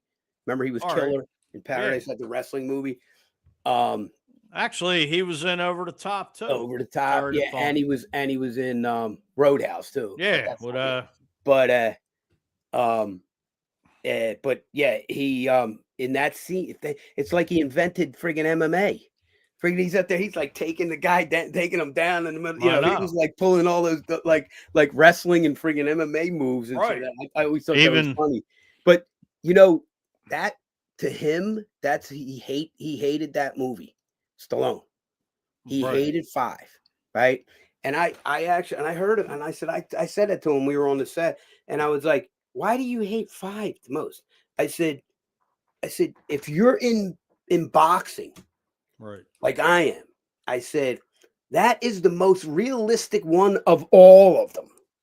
And he's like, "How you doing?" I go, "Well, first of all, if you were going to be realistic, friggin' Rocky would never have happened." Rocky, you have to be ranked somehow, somewhere. You can't just be some guy that even the local promoter doesn't know who the fuck you are.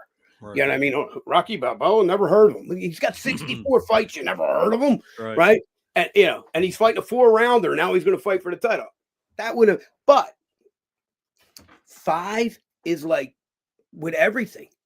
It's you know, every fighter. The story is they have it all.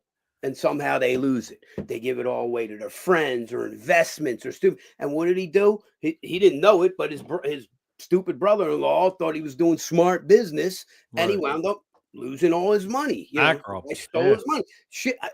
There's only a couple heavy, like say just heavyweights.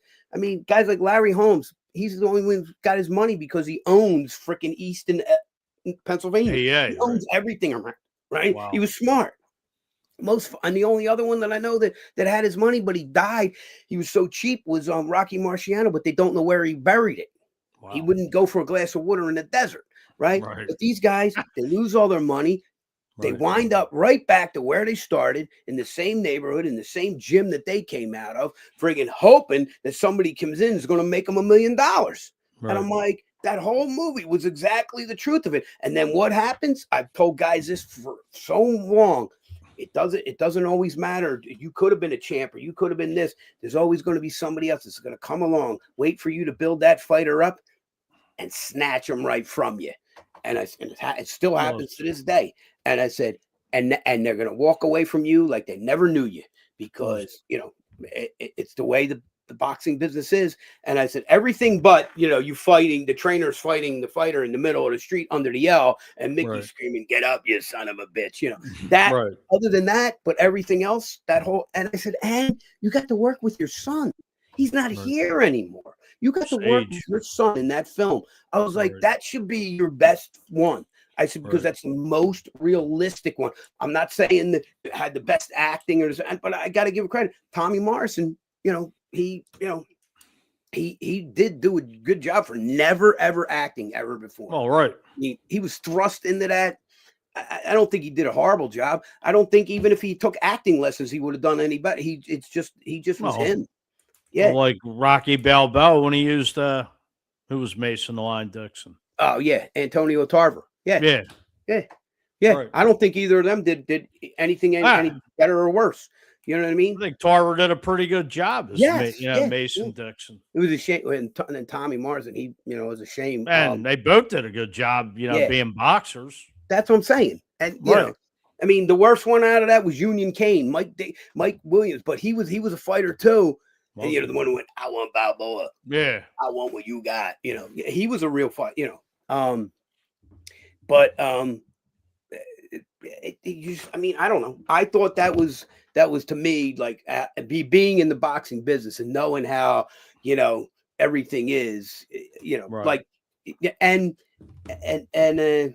you know, they would totally get around any of the, you know, oh yeah, he's got brain damage. No kidding, he's got brain damage. Yeah, take it down to the Caribbean. Nobody gives a shit there. You know what I mean? Take it to Tokyo, like they wanted in the movie. They wanted to take it to Tokyo, and nobody gives a shit about your head tests there. You know, the whole movie was, you know, and the guy was playing Don King He did a good job. Only in America. Right. Yeah. God damn. Yeah. Only in America. Only in America. A friend of Sue me mine was for a what? limo driver, and it was his limo Really? that Rocky hits George Washington Duke up onto, Yeah. and he smashed it. And he said they messed up the hood. They had to get a new hood. So Stallone really got him under the ribs, and he went. He didn't really get him. The stunt Mm. guy went up Right. and threw himself like onto the hood. Wow. And down onto it and put a giant dent in the hood. My friend Frank, yeah, he was we called him Frankie Limo. And yeah, it was his limo. He was like, yep, he drove them all around in it and the whole, just Right. got paid to drive, do any of the limo stuff for it. Yeah. Sue me for what? Yeah, sue me for what? Right. Yeah, Rocky, yeah, I love when he does that, But I don't know. I thought I like 5 for the realism to it, I actually enjoyed 5. I mean, even though a lot of people didn't like it, but yeah, I did too. I remember I went to see it right away when it came out, and I was fighting at the time. it was I don't know. I liked it. I wanted to slap his kid upside his head, but the character that his kid played, the Yeah. whiny little, you only care about him. Without that him, Right. we got to stay where we're at. We got nothing. We got a shot. Well- Here's the answer to getting out of the ghetto. You know what I Right. mean? Friggin' this fighter is going to help us, but well, you're not. You're not with me every day. Only in the movies. Only in the Right. movies does dad never go to work. Or take Yeah. your kid to work every day. Like, Yeah. come on. Oh, I mean, it was it was like Rocky had a second shot. He Yeah. was- Yeah. That's what it is. Like, Right. so many guys, and so many guys I know that were fighters too, they train guys. But I Yeah. don't, they try to train their guy to fight just like them. Like Joe Frazier would do it to guys all the time. He wanted Right. everybody to fight like he did. He even wanted his son to, and you can't, Marvis it's like Frazier. raising kids. It's like raising kids. I always tell them, training the fighters like raising. You can't train everybody the same way. You can't treat them the same way. Right. My one kid I put through college, the other one you put through a wall. You know what I mean? Type Right. thing. It's you can't treat everybody, the same way or train them the same way. And then these guys get all hyped up that they're like, and I've been next to guys that'll say this, that that had been fighters, and they're like, "Oh man, this is awesome!" And they're announcing his fighter, but they're in the ring going, "I feel like I'm fighting again." It's like, no, you're not, man. It's him. It's Like you about get- him. It's like Not you get you that and me. jolt back. Yeah. Yeah. All over But again. see, the problem is Mhm. nothing takes the place of that. Nothing takes Right. the place of having been in that ring. I don't Mhm. care what the hell you do in the rest of like all the things I've ever done in my life. Nothing takes the place of being in that ring. And ain't nothing they can do to you now other than walk up and shoot you dead. That hasn't happened to you in front of thousands of people in your underwear. You know what I mean? Like it's just Right. you and the other guy. When it's a single competition sport like that, Reagan, there's nothing that takes the place of it. And like Apollo Creed said, yeah, when it gets quiet, no more, they're not cheering for you no more. That's where Right. you get crazy, So it's like Yeah. you're always chasing that your whole life. That I don't know. It's just something about that. But and that's why I like to be a cut man because not because I am, but it's not because of what I do. But I'm doing it. The most important person in the corner is the cut man. Right. Trainer trains the guy, he gets him there, it's whatever. He's going to be able to give him a little bit of advice. Everything should have already been ingrained in his head anyway. Right. But if you don't have a guy who can stop the bleeding or the swelling, and you could be winning every damn round, and the referee come over or the doctor come over and be like, they don't see anybody qualified to do what they're supposed to be doing. Right. Fights off, and I see Wow. that happen all the time. Mhm. And I've known guys come into town that came in with their cut man, but the trainer and the cut man will go, we want you to work in the corner. And I'm like, I thought you were the cut man. He's like, I am. And I said, well, why do you want me? And they said, well, I don't know whether you're better than me or not, but Right. this is your town. Those judges know you. Those doctors know you. Those referees know you. If it's bad, they're going to let you do your job. Me, they would just be like, they've never seen me before. They'd be like, look, Right. stop it. And I said, no, you're smart, and I've had that, and it's the truth. And especially PA, Jersey, New York, Mhm. places like that, Delaware, Right. These doctors don't even come up to the ring half the time. They'll just go, Joe, how's he look? Oh, you got it. No problem. Don't worry about it. I'll let you know if it's too bad, Nice. But, and that's the most important thing you do. You never let the fighter think it's bad, even if his eyeball. I've had a guy's eye hanging out. You know what I mean? Yeah, put his eye back in, got him to the hospital. When I see him now, 20 years later, he's always, if he comes to a fight, this guy saved my eyesight, Right. But Wow. but you gotta let them know, yeah, it's a scratch. Don't worry about it. Because if they get all upset, then they'll bleed more. Mm-hmm. Blood gets pumping, and then 90% of it, the fight is mental. 90% of it. So if that little thing is gonna, I just had a fighter that he fought for a world title back in. He's from Millville, and they call him Cornflake. Right? He has about 50 fights, and doesn't look like he'd be a fighter. Milk white kid, baby face. Mm-hmm. But he got a shot to fight one of the Charlo brothers, Jamel Charlo. And so we went out to Vegas back in May. But about 10 days before, he calls me up. He said, I got to come see you. I said, what? He said, I got cut. I'll send you a picture. I said, yeah, you got to come see, get here now. Mm-hmm. And he said, well, what do you think we should do? And I said, well, let me ask you this. I said, I'm telling you right now, that cut's going to open up on the first punch. It's only 10 days out. I said, I can cover it up. I'll patch it up. I said, we'll even put some makeup on it that the doctors won't even know before the fight. And I said, but this is mental. I said, is that going to bother you that this is going to open or anything? And he said, no, not at all. I said, you sure? I can do my job once it opens. It's not a problem. I'm not asking you about that. Saying, is that going to get in your head between now and then in the ring that's going to, he said, no, not even. I said, okay, because if you said to me, yeah, that might bother you, I'd say postpone the fight or back out completely. And it was a big payday for him. So I said, get here, I'll patch you up. I patched him up. Right. So he had to leave in 2 days for a press conference out in LA. And I said, he goes, what am I going to do? I said, I'm telling you what you're going to do is you get the biggest, darkest pair of fucking sunglasses, play Joe Cool, and do not ever, unless you're going to bed and there's nobody else in the fucking room, do not take those glasses off. At the press conference, just play Joe Cool. Fucking right. And he said, he's like, okay, no problem, whatever, and he did. Yeah. I seen he had a picture of him on the plane. He's got these big, totally dark glasses. Perfect, right? Right. Get to the fight. And I again, before the fight, I said, look, I've known you longer than some of my own kids. And I said, so, I want you to make sure, that you get through this all right. And all. And I said, don't listen to all these other guys that are hyping you up with all. He goes, no, I know. He goes, and you're right. You have known me. I said, yeah, you're like another one of my kids. He said, so please just don't let me get hurt. And I said, I won't. I'm not going to let that happen. Right. And I said, and don't you know, the one I fixed didn't open. The other side opened. Wow. He got cut on the other side. My God. Yeah.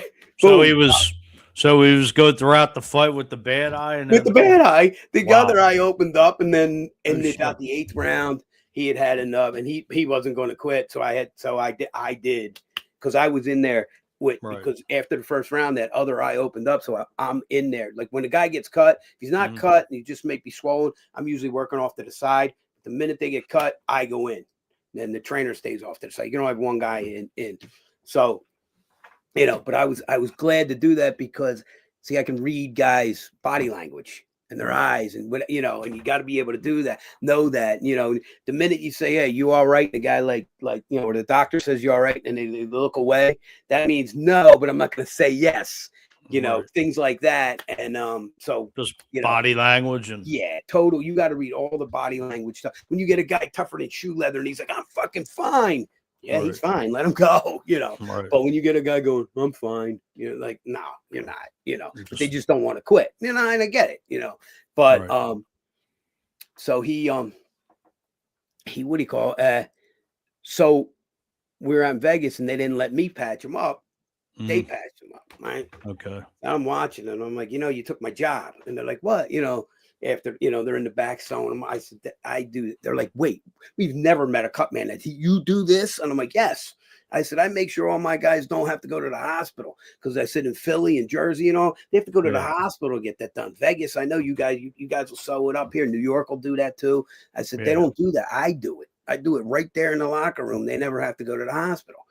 And I don't want to kind of almost and I do a better job than you're doing. I didn't say it, but what happens? You're thinking the day I'm being inducted into the Baltimore Hall of Fame, he was fighting in Bally's in Atlantic City in his final fight. He's also promotes. So he was promoting his own show. He was promoting it at Bally's, and he was all mad I couldn't come. I said, well, I've known for 9 months I'm being inducted. You just planned 2 months ago to put this show on. I said, then don't, I said, but you're not going to need me. I said, don't worry about it. I'm figuring it's his last fight. He's got it all worked out. Well, like he described, the guy came like it was the Super Bowl. I said, yeah. I said, Flake, they make movies about shit like this, like Rocky movies. Riggin, he thought, get this guy out of here. But he goes, and I wasn't even there. But what's he do that night? As soon as I'm at the after party for the Hall of Fame, and I get a text with a picture of him. He's like, I need to see you tomorrow as soon as you get home. And I was like, yep. The one that opened up in Vegas, not the one that opened up that I fixed, opened back up really bad. Looked like he had a twat on his eye. You know what I mean?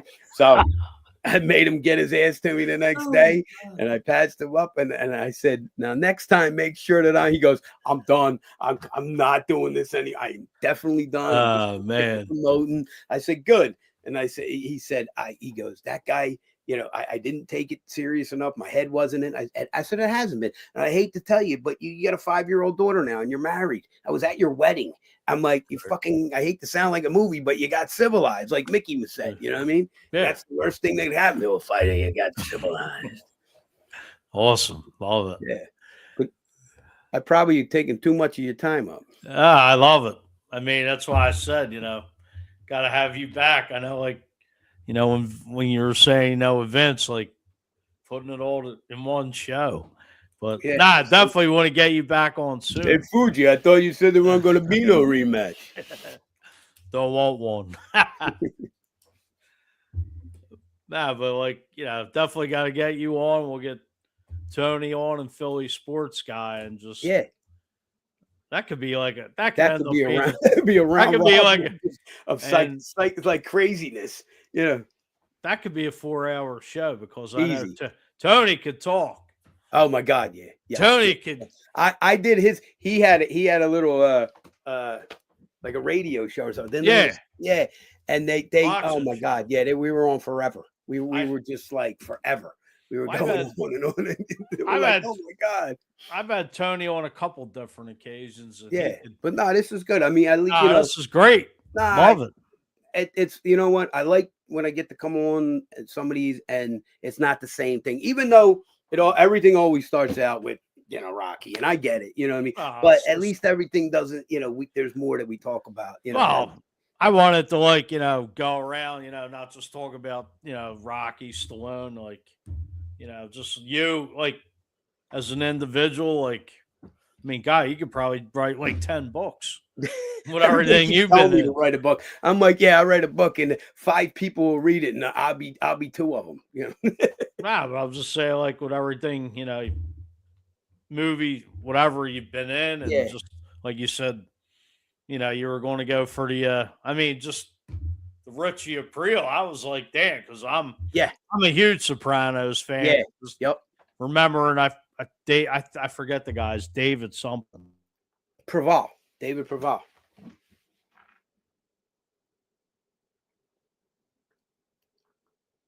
Ooh. You there? Yeah, I don't know what the hell happened. You just went like it. No, I know. Yeah, David Preval was yep. But just like that whole, just picturing that whole scene. Yeah. He wasn't in too many things either. He was in Mean Streets. He was the bar owner in Mean Streets. Was he? Yeah. And I think his name was Tony in that one. And then he was in Shawshank Redemption. Did not know that. Yeah. And other than that, and then he was on Everybody Loves Raymond. I was going to say, Robert's I think he was on Stefania. Right. Stefania's his beautiful Italian girlfriend. Yeah, that was her father. Yeah, Right. I was going to say, I knew he was on TV after he got he was on. He whacked was. off The Sopranos Yeah. Yep. after Tony killed him. Yep. Yeah.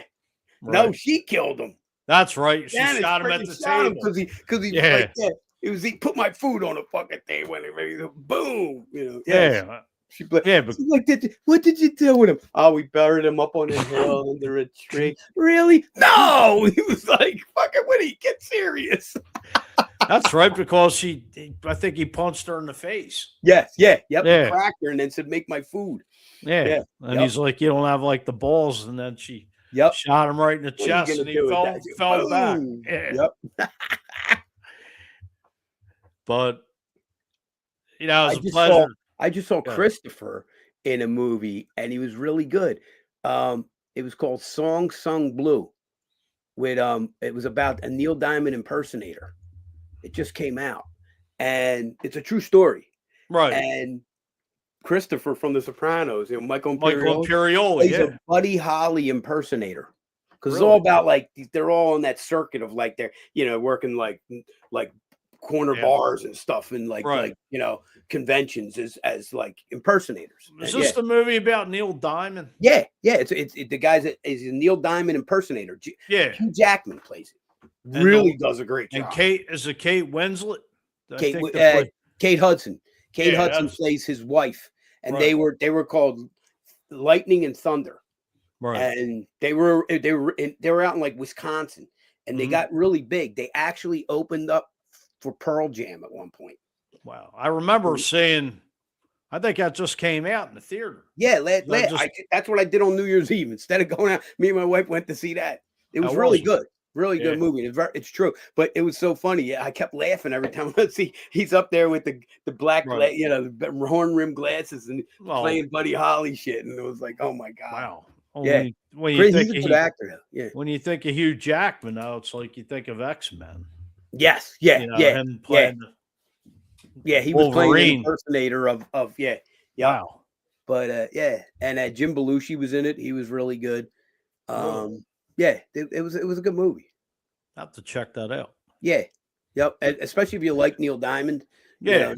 My family was so big on Neil Diamond. We would say it was like Christmas Eve or whatever. We would literally be standing up when they played Sweet Caroline, and I'm talking in the 70s. You freaking lined up everybody around the giant table, 30 or 40 of us in the family. Everybody's holding hands and singing the song. Wow. Yeah. Sounds like Fenway Park. Yeah, right. Yeah, Seventh yes. Yep, yeah. And my aunt who passed away recently, she would she just keep screaming, yeah, and the whole time. Right. But we'll have to get some more, Definitely gonna have to get you on. I gotta let's see what else we got. Oh, I got a trading card coming out of me. You know how the old baseball cards? Baseball card. Well, they have boxing ones, and they used to have them, but they brought them back, and all the proceeds go towards the Amateur Association to help the USA Boxing Association and the New York Hall of Fame and the New Jersey Hall of Fame. And in April, I think one is coming out of me. They asked for, but hell yeah, that's every kid's dream to be on a playing card, right? Hey, so right. Now people can throw darts at them, but probably the biggest honor. Now, have you been in South Philly and you've seen the Joey Giardello statue on Passyunk Ave? I haven't been down there in a while, but Well, no, I haven't 15 seen years. it. There's been a statue right in the middle of the street on Passyunk Ave, right in Passyunk and Mifflin. There is Joey Giardello was middleweight champ of the world in the 60s. Was that by Maris or where Maris? Yep. Yeah, which Maris is gone now. Right. Yep. And the museum that I was talking about, the Italian Museum, is right across the street from where the museum is. Okay. I mean, where the statue is. Well, the guy who made that statue of Joey Giardello, he also made one of Jersey Joe Walcott. Okay. Right. And that one's in Camden on the waterfront. They're both beautiful statues. I'll send you pictures of them. Yeah, and I was at both unveilings of them. Mm-hmm. And I know the guy. His name's Carl Lavach. He's an incredible sculptor. So I always would break his balls. And I said, Carl, when you make mine, you won't need too much material. won't be that big. Right. So he always laughs, whatever. He called me up about 9 months ago, and he said, Joe, you always said that to me. And I said, yeah, I know you were kidding, but I want to ask your permission. I said, for what? And he said, to make a statue of you. I said, you're going to make a statue of me? And he said, yeah. He said, I want to make it, and it's going to be called the Cut Man, and it's you all the way down. We're going to acid etch into the bronze my tattoos even. And it's like an action one of you working. And I was like, you think you needed to ask if you could make a freaking statue of me? I said, Jesus Christ. My wife is hearing this, and she took a tape measure. She's going to the front door going, I got to call a contractor. We got to make, your head ain't going to come through the front door. So I said, what the? And they said they want to do it, take it around on like this international tour before it will be put somewhere. And I was like, okay. Like, but, and I said, and then I saw him again after that. And I said, what do you got? Some weird thing with guys named Joe? And he's like, why? And because he was supposed to get the one for Joe Frazier. Right. But his was a monument, like a wall. Yeah. Mm-hmm. And they just wanted a statue. And in that monument, though, it had all Philly legends at the time. And this was like 20 years ago. And they had me in there. So he said, I always felt bad that didn't get made because you would have been immortalized there. Right. And I said, well, but I said, what do you got? Some weird thing with guys named Joe? I was like, he goes, yeah, I didn't even think of that. He was like, I said, yeah, you got, but he said, he'd known each other forever. And he said, I was like, well, whenever you're ready, and he's got a studio that I got to have to pose for it, and I think they're gonna make a mold of my cookie, like a gorilla cookie, out of my face, and, but like a busk, but hey, it's great, where are you gonna have it put? I don't know, probably somewhere for pigeons to shit on, but I have no clue, what I mean? Like, maybe put it at Fifth and Olney where I used to shine shoes when I was a little kid. Like, and who the hell knows? I don't know. Right. You know what I mean? But and you're dying, right? And then let's see. I got what else I got? I got the end of the month, January 31st. I got to drive out to Youngstown, right? Youngstown, Ohio, right? And who's the home of that of? Franz Jaworski.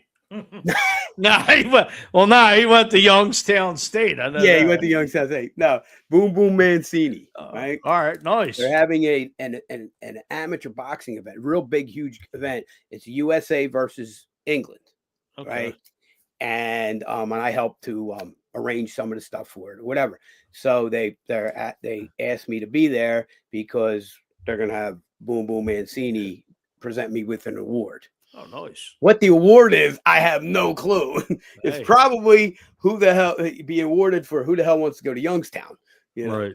They said bumper stickers said the last one out of Youngstown turned the lights out, But I don't know, who knows if I make it back, Yeah, you'll but it's back. They have it in a big arena and everything, and it's a really big, it's a really big deal. And Youngstown. Boom Boom put me in touch with these guys, and they came into town, and they actually showed up to my induction in Baltimore. I was surprised. Guys came all the way from Youngstown. I just practically met them only a few times, and but the guy running there was originally from South Philly. So so I mean, that should be a really good event, and like I said, I'm always somewhere doing something, You don't slow down. No. And I recently got sight unseen, got hired by Gloucester Catholic High School in Jersey, right? Mm-hmm. They read an article about me. The daughter of a promoter I work for the cage fights, his daughter goes there, so they cast him. You know this guy? They said, yeah, he's my cut man. He's like, why? And they said, well, we need more athletic trainers. We were thinking about, we want to hire him. An athletic trainer, they mean, the guy on the side, basketball game, football game, hockey game, whatever, like wrestling. The athletic get hurt. Director. Yeah, when they get hurt, you get patch them up, whatever, So I'm like basically the cut man trainer, whatever you want to call it, for their for the games. Like I said, last night I had when I said we couldn't do it last night because I had a wrestling. Mm-hmm. That wrestling I had to go, so You Right. know, really, it's just most of it's just going and watching, hockey or wrestling or whatever, basketball. I got to do some basketball games this weekend for them. So I All right. said, hey, what the hell? If I can make, they give me a list and say which ones you want to come to, and if I can make it, I make, if not, Right. and it pays, pays a decent wage. What the hell, Right. yeah. But Nice. at least my skills go to something, I guess. Hey, nothing wrong staying active. No, nah, yeah. I'm like a shark. If I stop moving, I would probably die. Right. Yeah. But last thing I like to do is sit around the house. I don't blame you. Yeah. Well, Joe, it's been an adventure, an honor and hearing Nah, every. yeah, like you said, we have to do it again. It'd be great. Get those other guys involved, and yeah, that would be cool. Do you talk? I mean, do you keep in touch with Philly sports guy at all? Occasionally. I haven't seen him in a while. Trying to Matter of remember. fact, I'll probably see him down the Eagles game this week. Oh, okay. Yeah. Yeah. Yeah. We just mention that we had what was called Claw, the Coliseum League of Arm Wrestling, and he used to arm wrestle for us. And I yeah, did Yep. not know that. Yeah. Interesting. Yeah, done all kinds of shit. I'll get this thing together. I'll get Tornado, Yeah. Philly sports guy, and you, and we'll probably could do a 5-hour show. Right. We've been here for a while. That's all right. No, I appreciate it. Yeah, no, this is great. Hey, I always can talk. Right. Hey, nothing wrong with that. Yeah, that's why the nuns used to beat me so much. I got hit a couple times. Yeah, I couldn't keep my mouth shut. Plus, Back I was in the always a day. wise ass. Yeah, Right. Better than being a dumbass right. or a Wise smart ass. ass. Yeah, dumbass. No. Now, But Joe, where can everybody reach you? mostly if they want it is Facebook. I'm old school, man. I mean, I didn't even know I had an Instagram thing. Somebody had to tell me. Figured Right. They're like, yeah, you're on Instagram. I am. I don't know. Well, Somehow Facebook and Instagram are pretty. I Yeah. believe owned by Meta, so yeah, pretty Yep. much connected. but yeah, mostly that way. You know what I mean? Right. And then if they're really looking for me, show up at any fight in the area, and I'll be there. Right. Well, Joe, it's a pleasure. We'll do it again soon. Like I said, we'll get Tornado and Philly sports guy Yeah, in that'd on be the cool. act, and Yep. we'll just talk Philly Yeah. to the fullest. Yeah. Well, if you get Tornado to dress up like he does, you get the sports guy. He'll definitely do it. Maybe I'll dress up like Rocky. And There you go. when I was a professional wrestler, that's what I did it as.